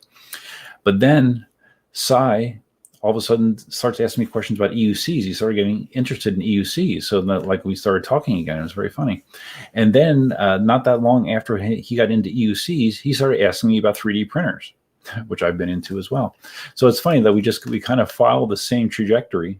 Although Psy was a little bit, you know, behind me in the curve, that Psy not only was big into calisthenics and big into EUCs, and now is producing 3D jump pads and power pads, or whatever you want to call it. So I just thought that was kind of funny the way that's worked out. He's a good guy. Oh, Finn's getting a Sherman. Cool, man. Well, you'll love that. You will love that. I can pretty much guarantee that. Brett says, Cindy is waiting for my love. Yep, probably. Although she is sick, so she's probably just waiting for some peace and quiet. No, not the fly pads. It's let's see if I can find it quickly.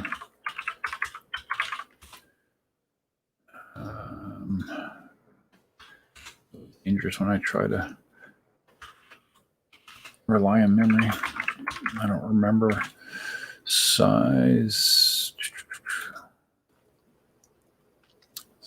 Glider speed pads are the ones that I have. I do not have the jump pads. Yeah, he has a lot. Wow. Yeah, he's a bunch of different versions. Interesting. Yeah, mine are just glider speed pads, but I'm not really sure what wheel I would want to put it on.